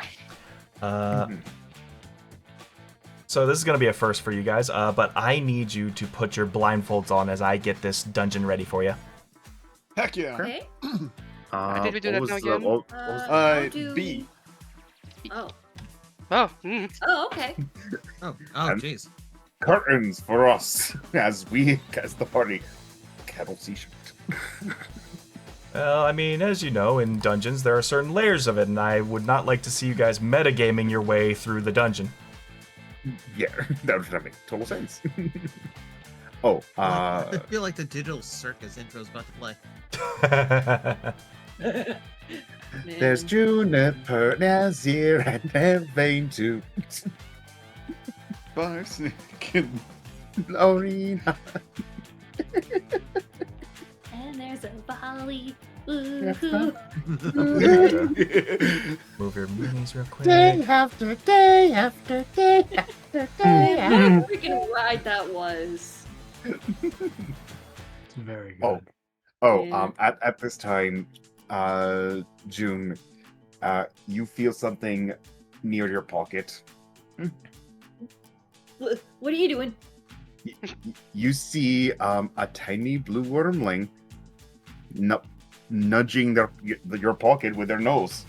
No. You do not. No. Leave him alone. What? What? whoa, Jesus. Sorry, sorry. It just load text. That was but me. it's just- I'm sorry. No, you're That's fine. fine. For what it's worth, we couldn't see shit. Good. Onto the note of it, Forum, no. What is it you... No, He's she trying is... to eat my rat. turns head. You have rats? Yeah, my rat. Oh, Oh, that's what extra- you meant by worker? Oh, Yes. extra ration fare. No, he is not a ration. He is my worker, okay? He is my employee. But My the word... assistant, my chief engineering assistant. You see Nazir like look at you. You know, you can't spell ration without rat. You are not eating Oscar. Vorum nudges your pocket again. No. I will bet you. I have a weapon. I can use it. And I will cut off your tail if you touch him. Do not have your dragon try to get my rat, okay? If I see that he has gone missing and I see bones shat out of this dragon's bumhole, I will end you. Oh, no, there will be Well. no bones. There won't be any bones left. Good to know. So I can't trust this thing around my coworker. Alrighty, we are ready to get This thing is started, so fine. everybody open your eyes. You leave my little brother out Oh, of this. Classic. I love it. Yeah, there it is. I miss my wife, Cole. I miss my wife. We're gonna try to have a nice little funny image every time we do a dungeon like this, so we might as well get the first one out of the way. It's one of the best ones. Yeah. Oh my goodness, I am Ethan. I am looking for any other new sketches or doodles for any new ones to cover up the dungeons. Absolutely. That'd be a perfect If, spot if you for want to fan contribute art, to the right? board, feel free to leave us any fan art. Look at that. Absolutely. Hashtag schedule long as conflicts or the- join the Discord and upload them there. And As your long as fan art they're- may cover the next dungeon. Yep. Such as I miss my wife, Gob. Please keep it safe for work. We don't need to go to Yes. the dungeon of the Yeah. Please make sure that they comply with terms of service. Hey, you know what? I'll give you a good example. Ready? Gob, can you zoom in on Nazir's backside? The booty shorts. That's about as far as you can go. I don't know There if you go. we can do that, but that would be funny. Alrighty, so you all start delving down into these stairways. Mhm. And ba. You will enter a chamber. Inside, you see what appears to be an arcane symbol carved into the floor, about 3 inches deep. The symbol in the chamber appears to be covered in loads of sand and dust. The divots in this floor appear to flow with a pattern. You can hear from this room the sound of a crackling fire and flowing water coming from the left and right side of the chamber, respectively. And in the corner, you see what appears to be a dusty wooden pail that sits beside a worn-out mural on the other side of the wall. Does the mural have any writing on it? Give me a history check. Okay. See, my history is +4. All right. 16. 16. What you can make from this mural appears to be a portrait depicting swirling elements in 4 cardinal directions. You see earth to the north, water to the west, fire to the east, and air to the south. Sorry, my notes mixed up east and south. Upon the corners of the mural, you see depictions of scarabs of black and gold varieties. And in it appears to be an infernal inscription. Hey, anybody who speaks Infernal can read this? I can't read anything. I can read Infernal. Could Yeah. either one of you two translate, please? Lorena, You want would to? you like to? And I will go inspect other areas. All right, I read. All right. You read the inscription, and inside it says, "Treat even the insects as if they were gold." Now that sounds very alien to me. Bugs are bugs. Well, I'm guessing it's asking us not to kill the bugs. Treat the bugs as if they were gold. I mean, Take care of them. Collect them. Spend makes them. sense to me. God. Yes. So, I want to pace around here and kind of try to sweep as much sand out with my tail as I can, and see if I can ascertain the use of it. Okay. As you begin to start your sweeping, you feel a disturbance in your tail. Something a little more solid than dust or sand.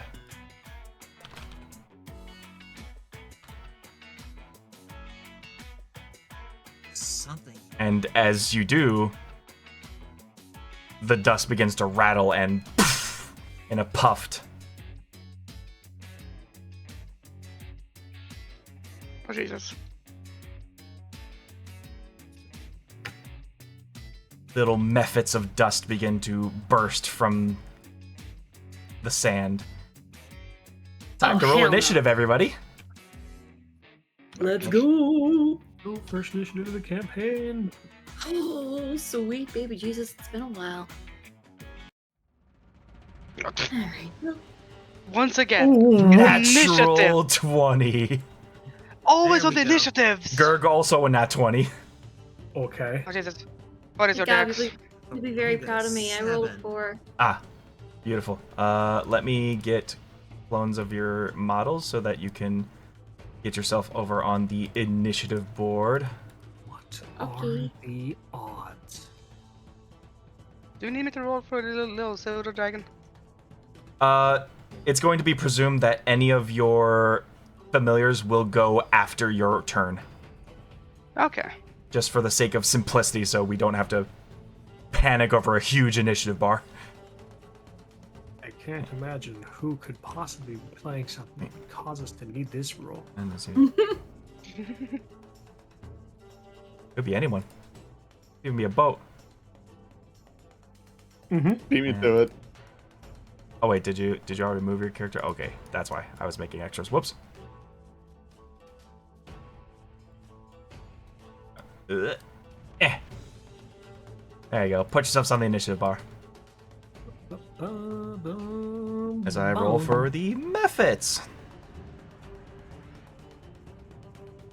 Also nat 20. Either that or a 4, because it's classic. All right.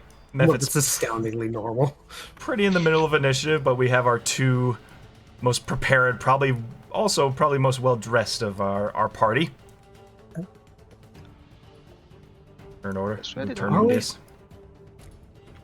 All right. With that out of the way, Levane will be first. Arena will be next. Woe be the people that go after the wizard. Not in this case, though. Combat has started and I'm directly in melee contact with a creature.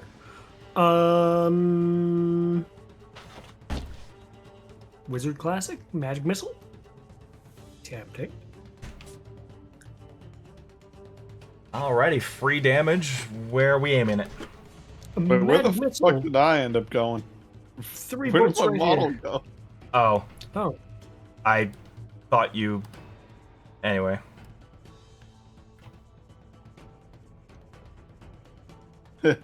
Thank you. It's all good. I was holding for 50 minutes. Anyways, magic missile. Where are we aiming? all 3 bolts into this first method. Focus fire. Let's go. All right. 3d4 plus 3. Is that right? Yep. 10 total. As this thing busts out of the sand, you just like whip out your spell. Just The spellbook comes out and purple energy immediately shoots from the spellbook.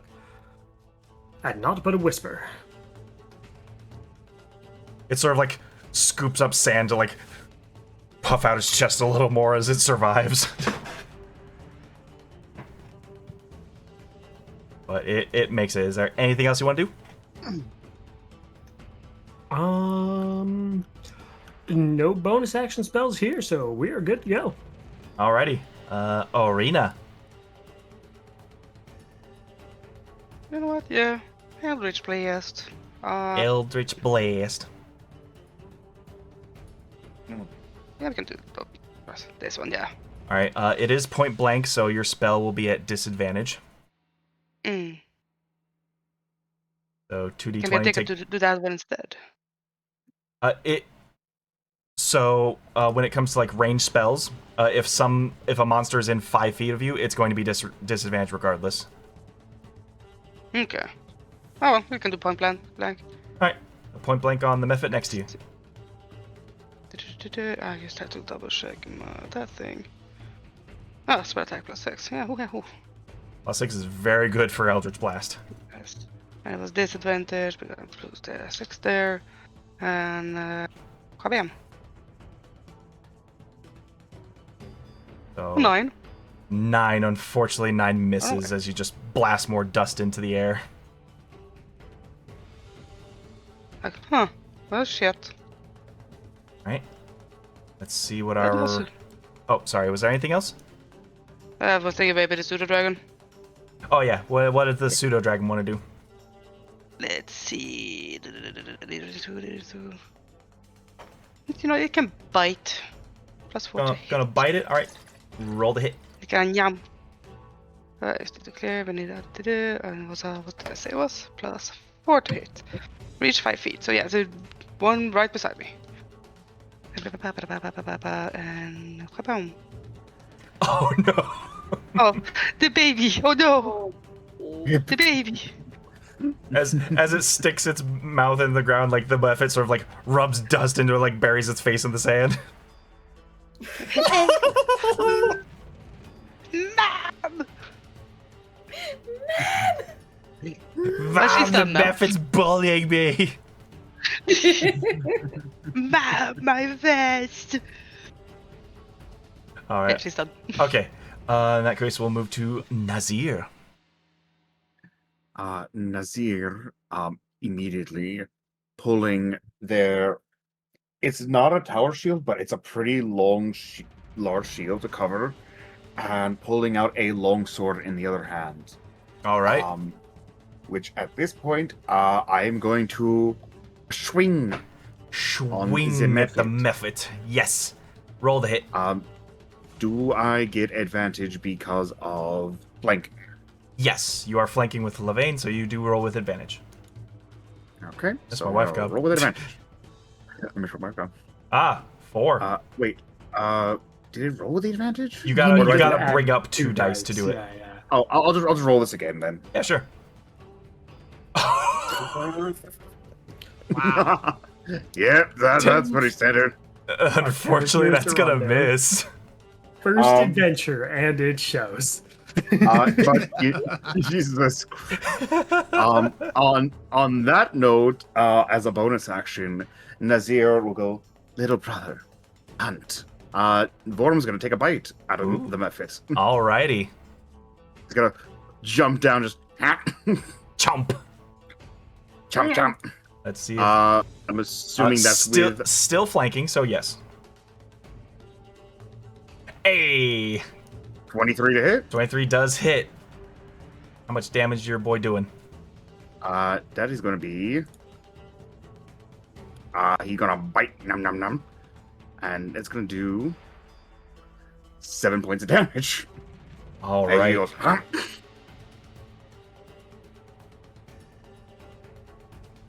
So it's As- 7 piercing. Yep. As your familiar, your dragon bites into this Mephit, it sort of splits it apart, and as the sand is whirring around it, it just like throws its arms up and Levane, your dragon, and you need to make a Constitution saving throw or become blinded with dust in your eyes. Constitution saving throw. Okay. So this is gonna be for Nazir. Levane, you are blinded. Bluffs, that one you're good. And then for Vorum, you said Constitution, alright. Yes.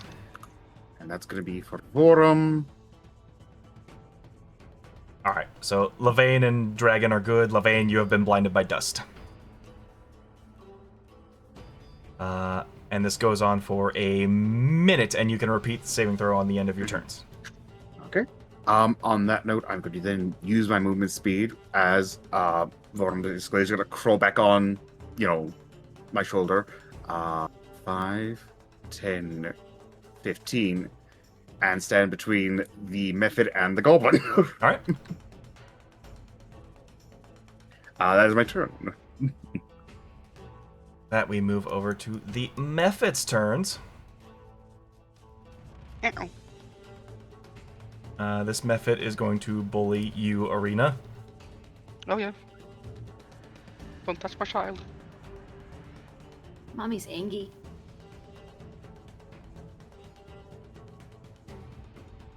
Ba-ba.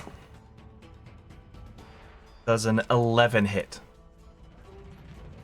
Yep. All right. 6 slashing damage from the Mephit. Owie, owie. All that one has. Do not let them pass or get around. They will surround you. Yeah, like Like that. Like that. That isn't Nazir's catchphrase. Like that. Yeah. Like, literally the desert expert explaining things while they're happening. Alright, we're gonna do a claw to a volley, a claw to Varsnik. Let's see what happens. 9 to a volley to hit. Nope. Alright. Then we got... That's definitely not gonna hit. That's a 3. This other Mephit, it's going to, like, stuff a bunch of sand in its mouth, and with, like, a big, haughty breath, it's gonna... just breathe it out in front of Nazir and Juniper. I need you both to make a dexterity saving throw. Dexterity. Okay. Okay, so this is going to be for Nazir. So you're got 21. All right, you pass.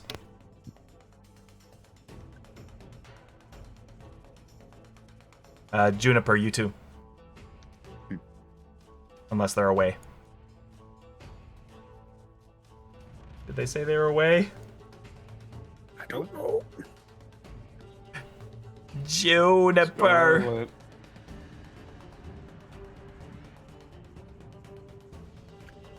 Oh, actually, as a follow-up question, does Vorum need to, or is he good Vorum 'cause is he's in it too, so yes. Ah, shit. This one is trying to blind you guys as well. Stop putting sand in our eyes, you fuck. Right, that's gonna be 14 for Vorum. 14, that passes. I haven't seen Juniper say they were going to BRB or anything. Scarlet, you there?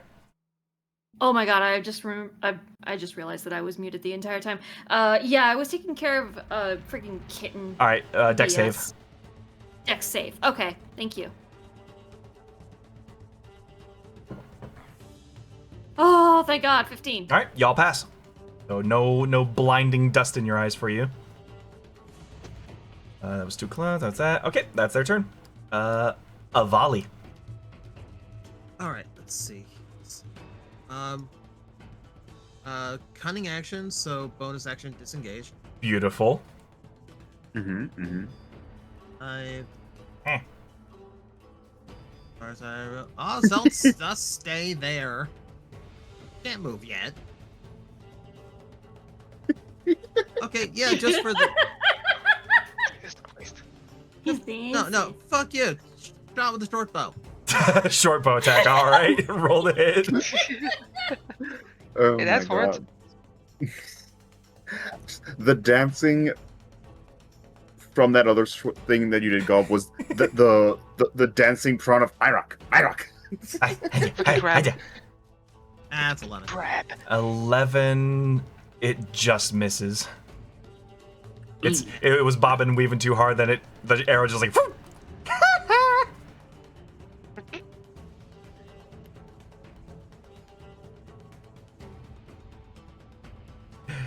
Let's see. Anything else, Ivali? No. All right. In that case, we're gonna be moving on to Varsnik. All right. I would like to cast a spell. Alrighty. What would you like to do? Actually, first things first. I'm going to First back up things to first. here. I will take an opportunity attack from both these methods. This one's still in your range. It's these two that are gonna swipe at you.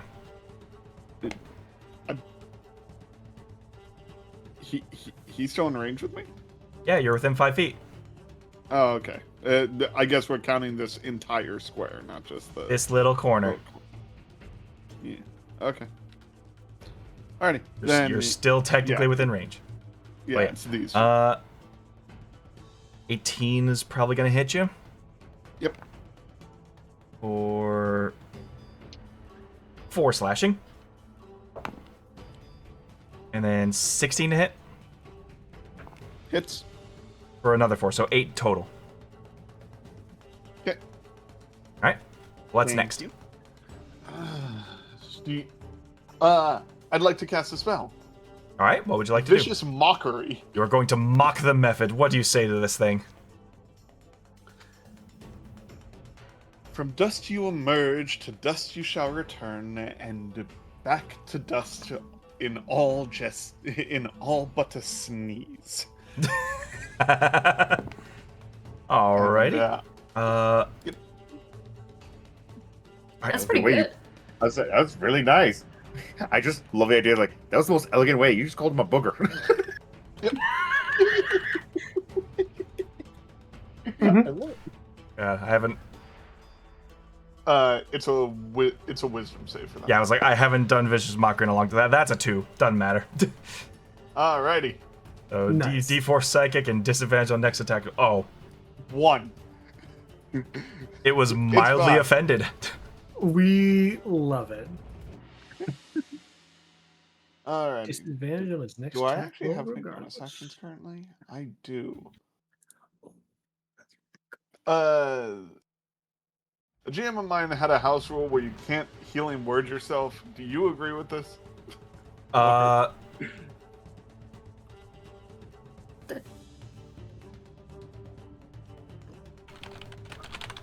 Healing word can't be used on yourself? Yeah, because the idea is you say it, but you wouldn't be. You Yeah, wouldn't necessarily. Oh, yeah, it's a 'cause weird thing. It's more like because it says like creature of your choice that you can see within range, so it's like it's going out to someone else. Alright. I always assumed I could look down at myself. You know, I mean, I look at my toesies. Varsnick high or low?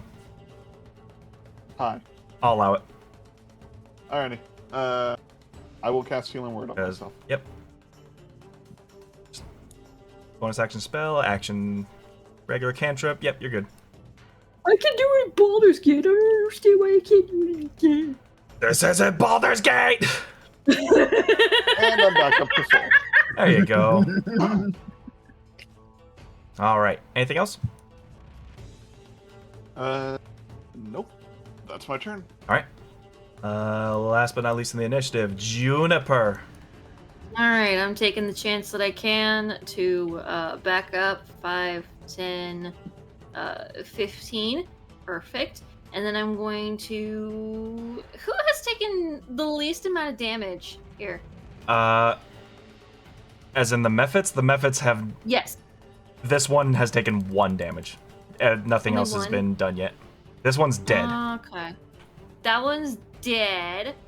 So, yeah, this guy right over here is going to take a firebolt to the face. A firebolt. Alright, roll to hit. Alright. 8. 8 does not hit. Alright, well, for flavor, she basically pulls out what looks like a little, little ball that has, like, something shaking inside. It sounds metallic, and it sounds, like, pretty, like, barely even kept together. She hucks it, sweats it with her bat, and it just goes wide. And yeah, misses. Yeah. The sand is flammable, right? If I'm remembering correctly. I will say for flavor, as even though you missed the dust method, the dust that has gathered on the sand has begun to like smolder a bit. So very flammable. Okay, cool. Good to know. I also did realize that my Eldritch Cannon would go away in an hour, so it's not here right now. So no Eldritch Cannon summoned yet. No. Yes. All right. Good to know. Anything else? What can I do for a bonus action? Huh. I I mean, just look to a volley and I'm just nothing a Nope, goblin I can tried. do right now in this moment. just look to a volley and I'm just like, Boy, wait, well, I tried. wait until she gets Flash of Genius. Oof. Yeah. All right. Then we're in round 2 with Lavaine. I'm blind. You are blind. You can hear things happening, but you're kind of lost in your sense of direction. Mm-hmm. Well, Just gonna grab a snack. Don't mind me. Can I have some? I feel like trying anything. Yes, I can absolutely do something right now. I'm gonna cast Mage Armor. Mage armor, all right. There you go. That's a Flipped move. open to another page of the spellbook. Luckily, he's got a spellbook memorized. Very quickly chants the words, pulls the magic out of the page, and it just covers himself in purplish energy that dissipates from vision after a moment. The thing I spent an entire campaign forgetting to use. Tora. Anything else? How well can I feel my way along the wall? I mean, you can hug the wall. If that's how you want to try to get around. Next question, how tall is the ceiling? I would say it is about 10 feet up.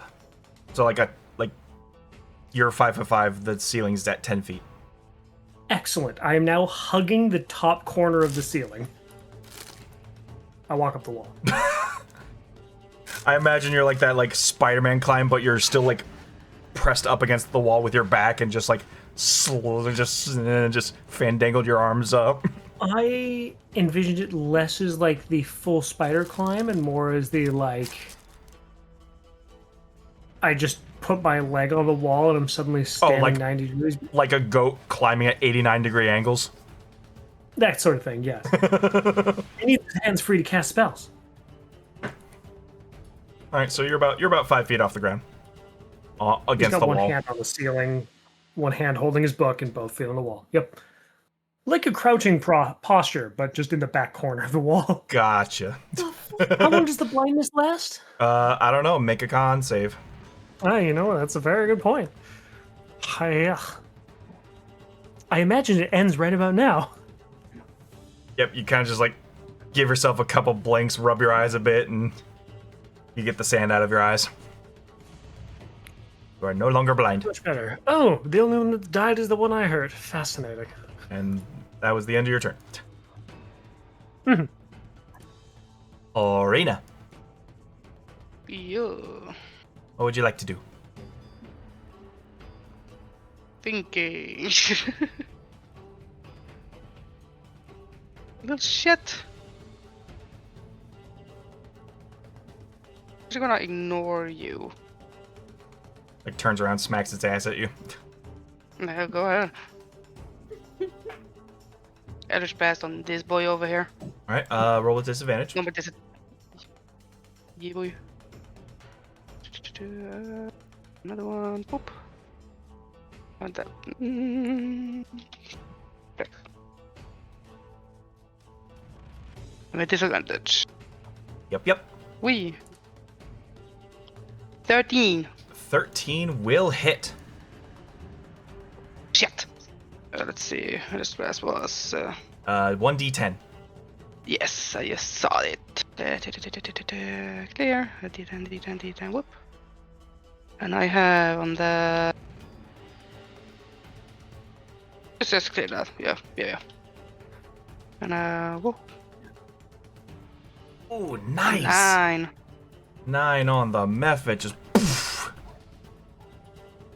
practically blow its legs out from beneath it, Yep. but just like builds some more of itself in the dirt and tries to pick itself up. Still standing.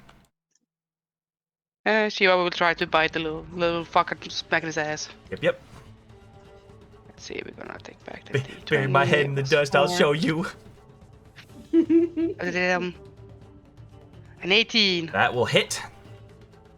Just have to double check what it was for it. For pseudo. Pseudo dragon bite. 1d4 plus 2. Okay. Not bad. Okay. 1d4 plus 2. And wahoo! A 4. Alrighty. Showing it what for, it just like presents itself and you just bites it in the ass. Yup. What done there. Bitch! Right. Don't do that, my child. Nazir, you're next, unless there was anything else. No, I'm done. Alright, Nazir. Nazir, question. Yes. If I said, could Vorum go through the method space to the opposite side?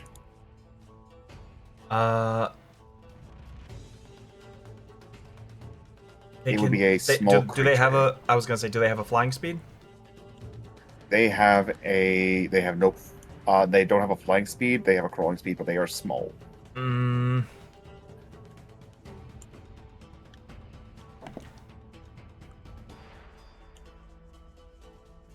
That's a tough call because like you're entering an enemy's space, so they would be like kind of hostile inside there. I don't quite remember the qualities of like sharing a space with an enemy, so just assume you need to go around. Okay, so in that case, Vorum is gonna stay where Nazir is. Nazir is gonna go 1, 2, take an A off from the damage one over there. I just do that. Yeah. Alright, so Mephit will take an opportunity attack on you. Does a 10 hit you? That will miss. Alright, so you're good.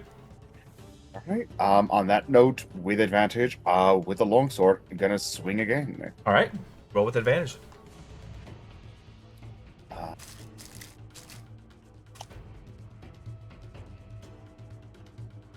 That is a 15. I saw those bump right into each other away from high numbers, but that still hits. Yeah. As basically calling out to, all right, pincer move, let's go, and just leaving Vorum to crawl and Nazir taking the turns to come up to the method with the longsword in through the back, taking that slice through, and we're gonna go with roll for sword damage. Yep. Also, as a reaction, Vorum is going to do something for me. With the bond I share with my little brother, Infuse Strike. Ooh, what's that do? When another creature within 30 feet of the Drake that it can see hits a target with a weapon, that Drake infuses the strike with its essence, causing the target to take an extra 1d6 damage of the type. So extra lightning damage. Yeah, you see as Nazir comes down, you see this crackling of lightning come with the sword as it comes down. So that's going to be an extra d6. That is 10 points of damage as I slice through. It jolts and jostles with the strike of your sword, but it is still standing. I'm still standing. Let's see if Wormling can help with that. Yep, so as stabbing through with the sword, probably looks back at me, Vorum sees the opportunity to go for the Mephit's neck. Alright.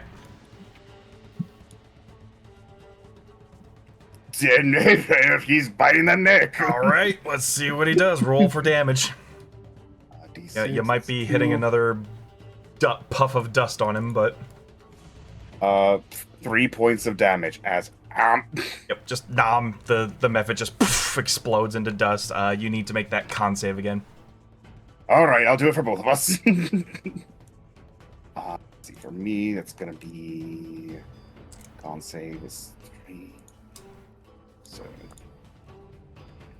14 for me. 14 passes, you're good. Okay, and Vorum, my little brother, Ooh, has a 6. Your dragon right up at the neck of this thing. It sort of like spits in its eye with its own dusty mouth and blinds him before just poofing off. Vorum, you must learn to close and avert.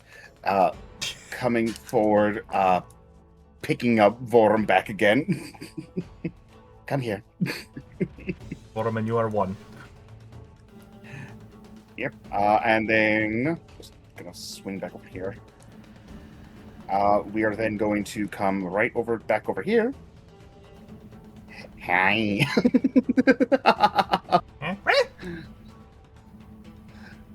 Alright. Oh, you're next. That's it. Welcome back. Just in time. It is the Mephit's turn. This Mephit is going to specifically target your pseudo dragon now. No! My baby! 18 to hit. Let me see. Oh yeah, yeah. 3 slashing damage. Your pseudo dragon. It's still up! It's still up! I'm still standing. It's not looking to happen, but still standing! Mephit, while disoriented, is going to roll with disadvantage against Varsnick. What a waste of a nat 20. Oh my God. 13 to hit.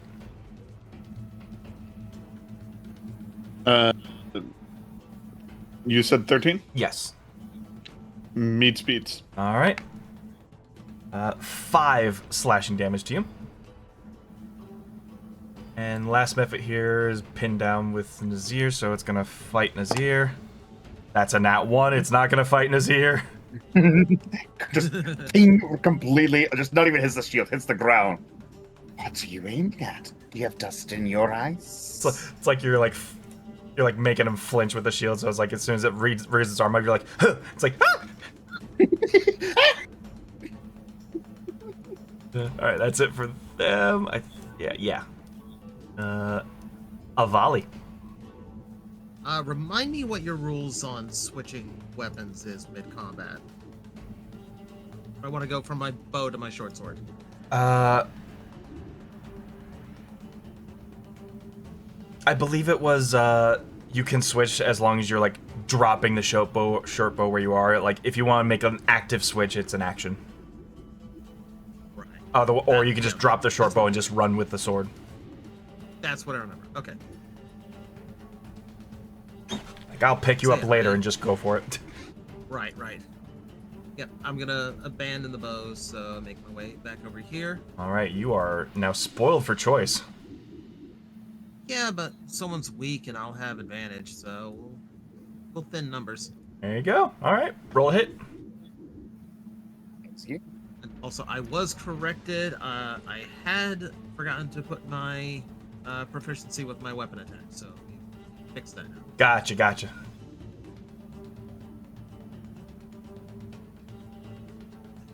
Yeah, hang on. That's better. 23. All right, your first sneak attack. Yeah. Yeah. Let's go. No bonus on the short sword, but I don't need much. That's another 9. Alrighty. Poof. Avali, Nazir. Gotta need you to make that con save again. Mm-hmm. Oh, actually, just if you're can I ask this? When Vorum is like, say, on my shoulder behind like my shield arm, does he get covered for anything, or is he just still capable? Okay, so okay. 13. Funny enough, the Mephit by Varsnick also needs to make that save. It can also be blind. What was your total, Avali? 13. 13? Pass.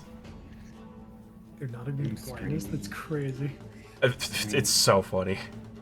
That's very funny. Oh, god damn it. They can be blinded by their Mephit. Fluffs, you are blinded. Yep. It's sus. The Mephit is blinded. You need to let me know when you do this.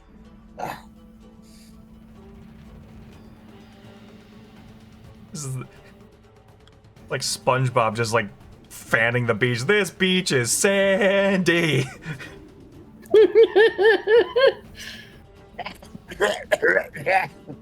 Alright, anything else, Avali? Yeah, no, that's pretty much all I got for now. Alright, Varsnik. Who to go? Alrighty. Varsnik draws her dagger and goes straight at the Mephit's throat. Alright, you got a volley there, so roll with advantage. Yay. Yay. Yay.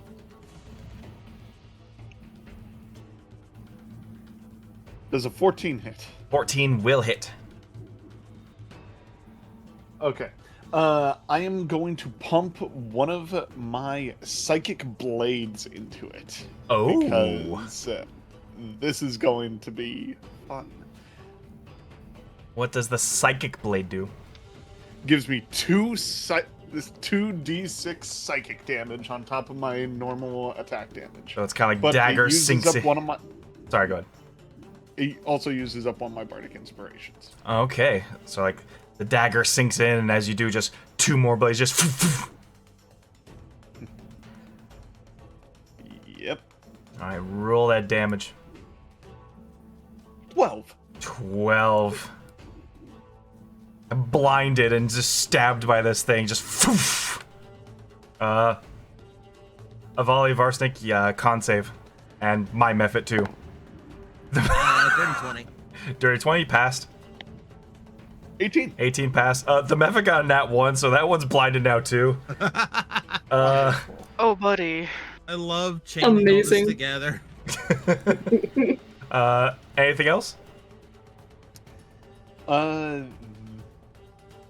Varsnik dusts herself off and steps forward to give even more advantage here. Alright, let's see if we can finish this. Juniper. Okay. Let's try this again once more with feeling, yeah? Firebolt. Firebolt, baby. Alright, roll the hit. 19. 19. Roll damage. Alrighty, and that is a 1d10 fire damage. Okay. D10. 5. 5. As you smack it with this hot iron ball that you have constructed, it digs itself deep into the Mephit's core, and as it ignites, the whole Mephit bursts into flames, being vulnerable to fire damage. It takes 10 fire damage. Poof. As the dust settles and you all begin to just like wipe the dust from your eyes before combat is officially over. Well, that went well. Indeed it did. Lane walks down the wall back into this position. How do you fucking do that? Orina's just gonna be stomping around this Magic. area where this Yeah, one go instead. back. Yep, just digging your high heels into it, just like. It is That's generally my looks like child. he's just putting his heel against the wall and walking that way. So, like, what? Tell me the spell. I'm actually curious. Like, what spell are you using?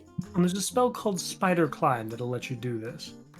So, like, do you have, like, a spell that you kind of, like, murmured from that book? Or is it, like, Oh, I cast it earlier.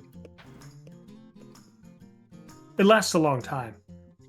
Oh, Very handy for traveling around, like mage armor. yeah, no kidding. Mm-hmm. But I only heard you cast, like, one spell that needed, like, a verbal component or something.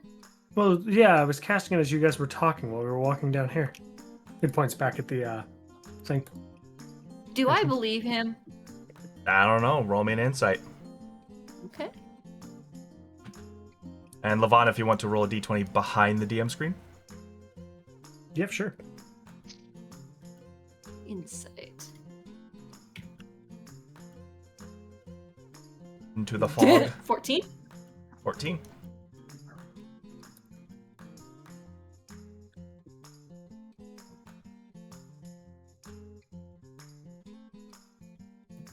Yeah, you believe him. Hmm. you're working together as a team. Why would he lie to you right now?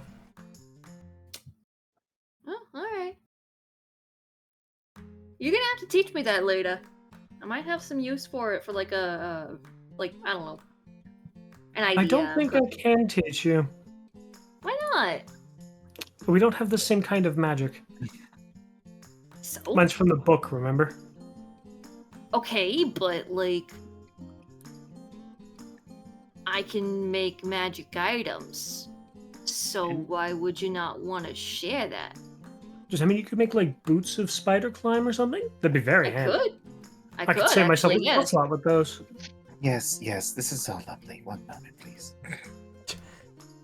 Nazir, as you enter this chamber, you see what appears to be a well with a swirling pool of water. It seems to be in like this perpetual vortex. Making like the whirring of the water sounds throughout the chamber. After just carefully wiping down just the dust from Vorm and Nazir, Nazir's just gonna just put one finger through the water to feel it. Yeah, it is cool.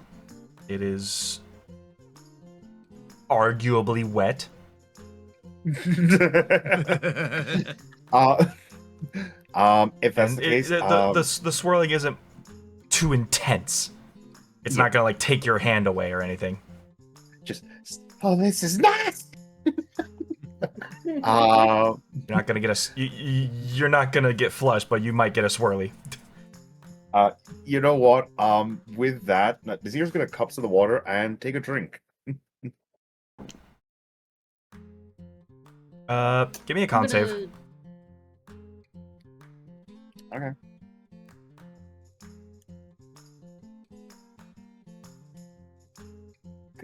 That's 15.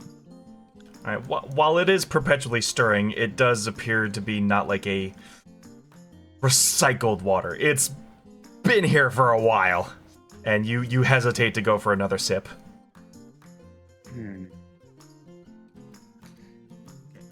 There is water source, but it is very old. Not too trustworthy. I'd like to check the arcane like rune in the middle here. Yep. That is also what Levain would like to be doing. Yeah. I'm gonna in the dust piles. Everyone wants to do something at the same time. So we're inspecting the runes. Avali, what are you doing? So, my archaeologist background gives me a feature called historical knowledge. Nice. So, when you enter a ruin or dungeon, you can correctly ascertain the original purpose and determine its builders, whether those were dwarves, elves, humans, Yuan-Ti, or some other known race. As it mentions Beautiful. can, I assume this is not a matter of I immediately know everything about this room. Right, but you definitely have a sharp eye on the purposes of situations like this. The way the mural's set up and the way that this runes are set on the floor, it appears to be a sort of ritual meant to honor the primordial forces. You feel like these engravings on the floor are meant to be filled for it to unlock the rest of the dungeon.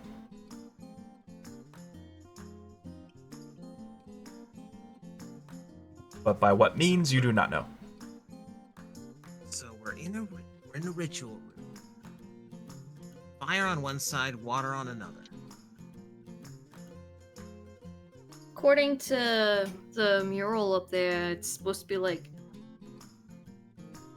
earth north, water west, fire to the east, and wind to the south. In this case, the north being this direction.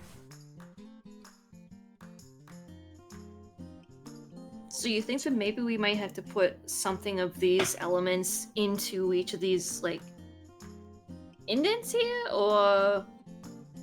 Immensely astute, yes. We have I'm just fire, wondering, we 'cause, have like- water. Lavaine, as you enter Yes? this chamber, you see a glowing, burning pot of oils. It is bubbling, it is boiling, and it is burning.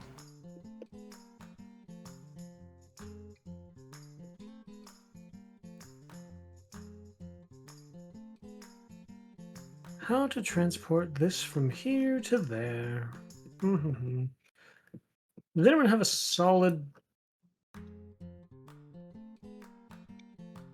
oil-resistant receptacle of some sort? I've got a What shovel. is this? What is this? There's a bucket here. What do you need? What's Reina, you see a bucket filled with sand.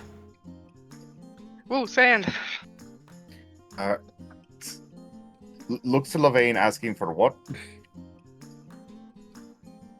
Is it a wooden bucket? It is. Yeah. I did say the fire-resistant part out loud. Yes, I did say that. Yeah, I heard you say that.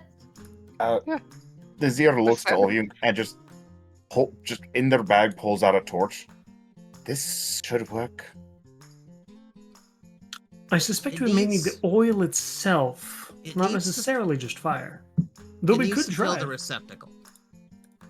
Mhm.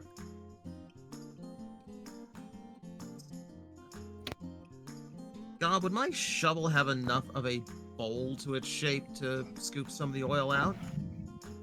You're welcome to try. Lavaine sees you pull the shovel out, nods, thinking like, "Yeah, that ought to work," and then takes a step backwards. L- You can feel that Varsnik is side-eyeing you while sifting through the dust. As if she knows what the hell you're up to. I'd be careful. Volley, are you going to scoop up some oil in your shovel? I am going to attempt to scoop some oil and carry it over to that carving. Seeing how it's like an unconventional receptacle, let's give ourselves a dexterity saving throw to safely transport this oil. 24. Damn. Your hands are very nimble and careful, like a good archaeologist sifting through ancient bones and maybe brittle items. You're able to just scoop this up and carefully bring it to the receptacle in the ground. Nice. Very carefully. I Oh, will gently pour it in. speaking in Elvish, still not looking at Lavaine, but obviously talking to him. You do realize this isn't how you solve this puzzle? No, Okay. the 4 pieces combining into the center. Yes. Yes, but it also has the part about the insects. Yes. Not to disturb them. No, to treat them as gold.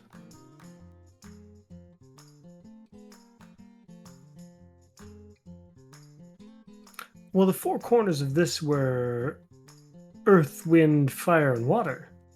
The standard elements. I would assume that that there are going to be 4 scarabs somewhere in here, but that could be wrong, which is why I'm looking. And continues sifting through the dust on the ground. Unfortunately, you find nothing in your attempts. It is all just a dusty cover meant to cover some mephits. Dust to dust, as they say. What's everybody else doing? what do we got? Is there any writing on these runes? Mostly just depictions of, like, the primordial forces. Nothing too concrete to give you any clues. Can I make an Arcana check to see if there's like anything else that I could glean from it? Sure, roll me an Arcana. Okay.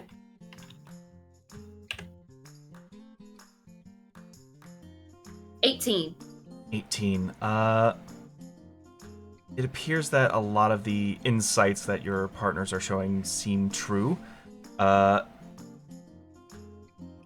arcane runes sort of gleam at how each element complements one another, and how their combined forces once essentially held dominance over the world. So the feeling of combining them all together now in this circle seems to be your best bet.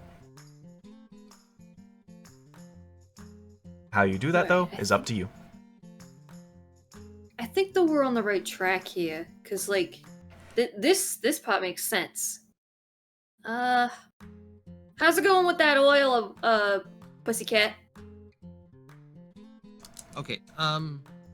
Yep, so far you've poured the oil into a receptacle. It's a bit shallow. You get the feeling it's demanding more. A shovel's amount's not enough, but it is burning. So this is gonna need a little bit more. Okay. The water's easy. The earth might just be the sand. It's I the was about wind. to ask, is sand dirt? The wind Hmm. would be the dust, would it not? That's my only bet. It could I potentially mean- be either. I mean, are those doors even locked? Sand is just tiny, tiny rock. They I'm appear to betting it's the be closest we got to earth. yeah, they appear to be like sealed doors with no handles on them. Hmm. Sylvain tries pushing on this one, just to make sure. It does not budge. Yes. If Arena, sand do you want to doesn't knock work- on yours? I'm thinking about it, but that wrong tiefling. Wrong tiefling. Yep. Yeah, that would be me. I have the knock spell. That's exactly what I'm talking we about. have- Yep. We're Well- not gonna move the sand to the dirt place. You're Whatever it gonna. was. Are you saying you're gonna pour the bucket into the sand receptacle? Yep. All right. You You pour the sand into the earth receptacle, and it sits there nice and firm. Nice, sit Sylvain there. is just gonna cup as much dust as he can in his hands and keep moving back and forth until it's full. Fair. It seems the bucket has done the bulk work of it, but you continue to fill it to the very brim. Oh, Hmm. you know what? Air can remain empty. Makes sense to me. Okay. I have. And now we Grab can use the bucket, bucket get for water. water. Yep. I now have. I'll say with your deck save earlier, you can just quickly start like over time, just start like one shovel worth at a time, just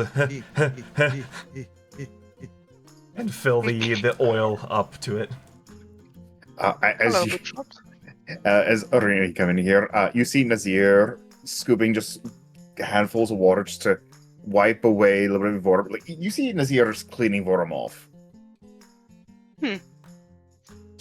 Gonna look at him, look at the water, look at him, take the bucket, take water, and leave. All right. You just go Oh, against the and- swirl of the water and fill the bucket up.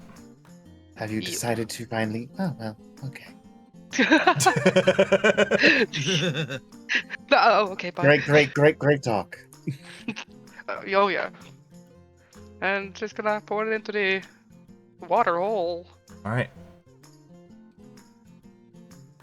You hear like little hinges open up through the center of it as the water pours in, the oil meets it in the middle, and as they travel north and south, it hits the sand and the open air, and the columns just sort of ignite, and you hear the latches from the left and right side of the room open up. Fuck yeah! Nazir cautiously opens the door by pushing on it. And with that, we'll see what the rest of the dungeon has to hold for you guys next time. Oh, Miss oh, my it wife, feels so Gob. good to be back. Miss my wife.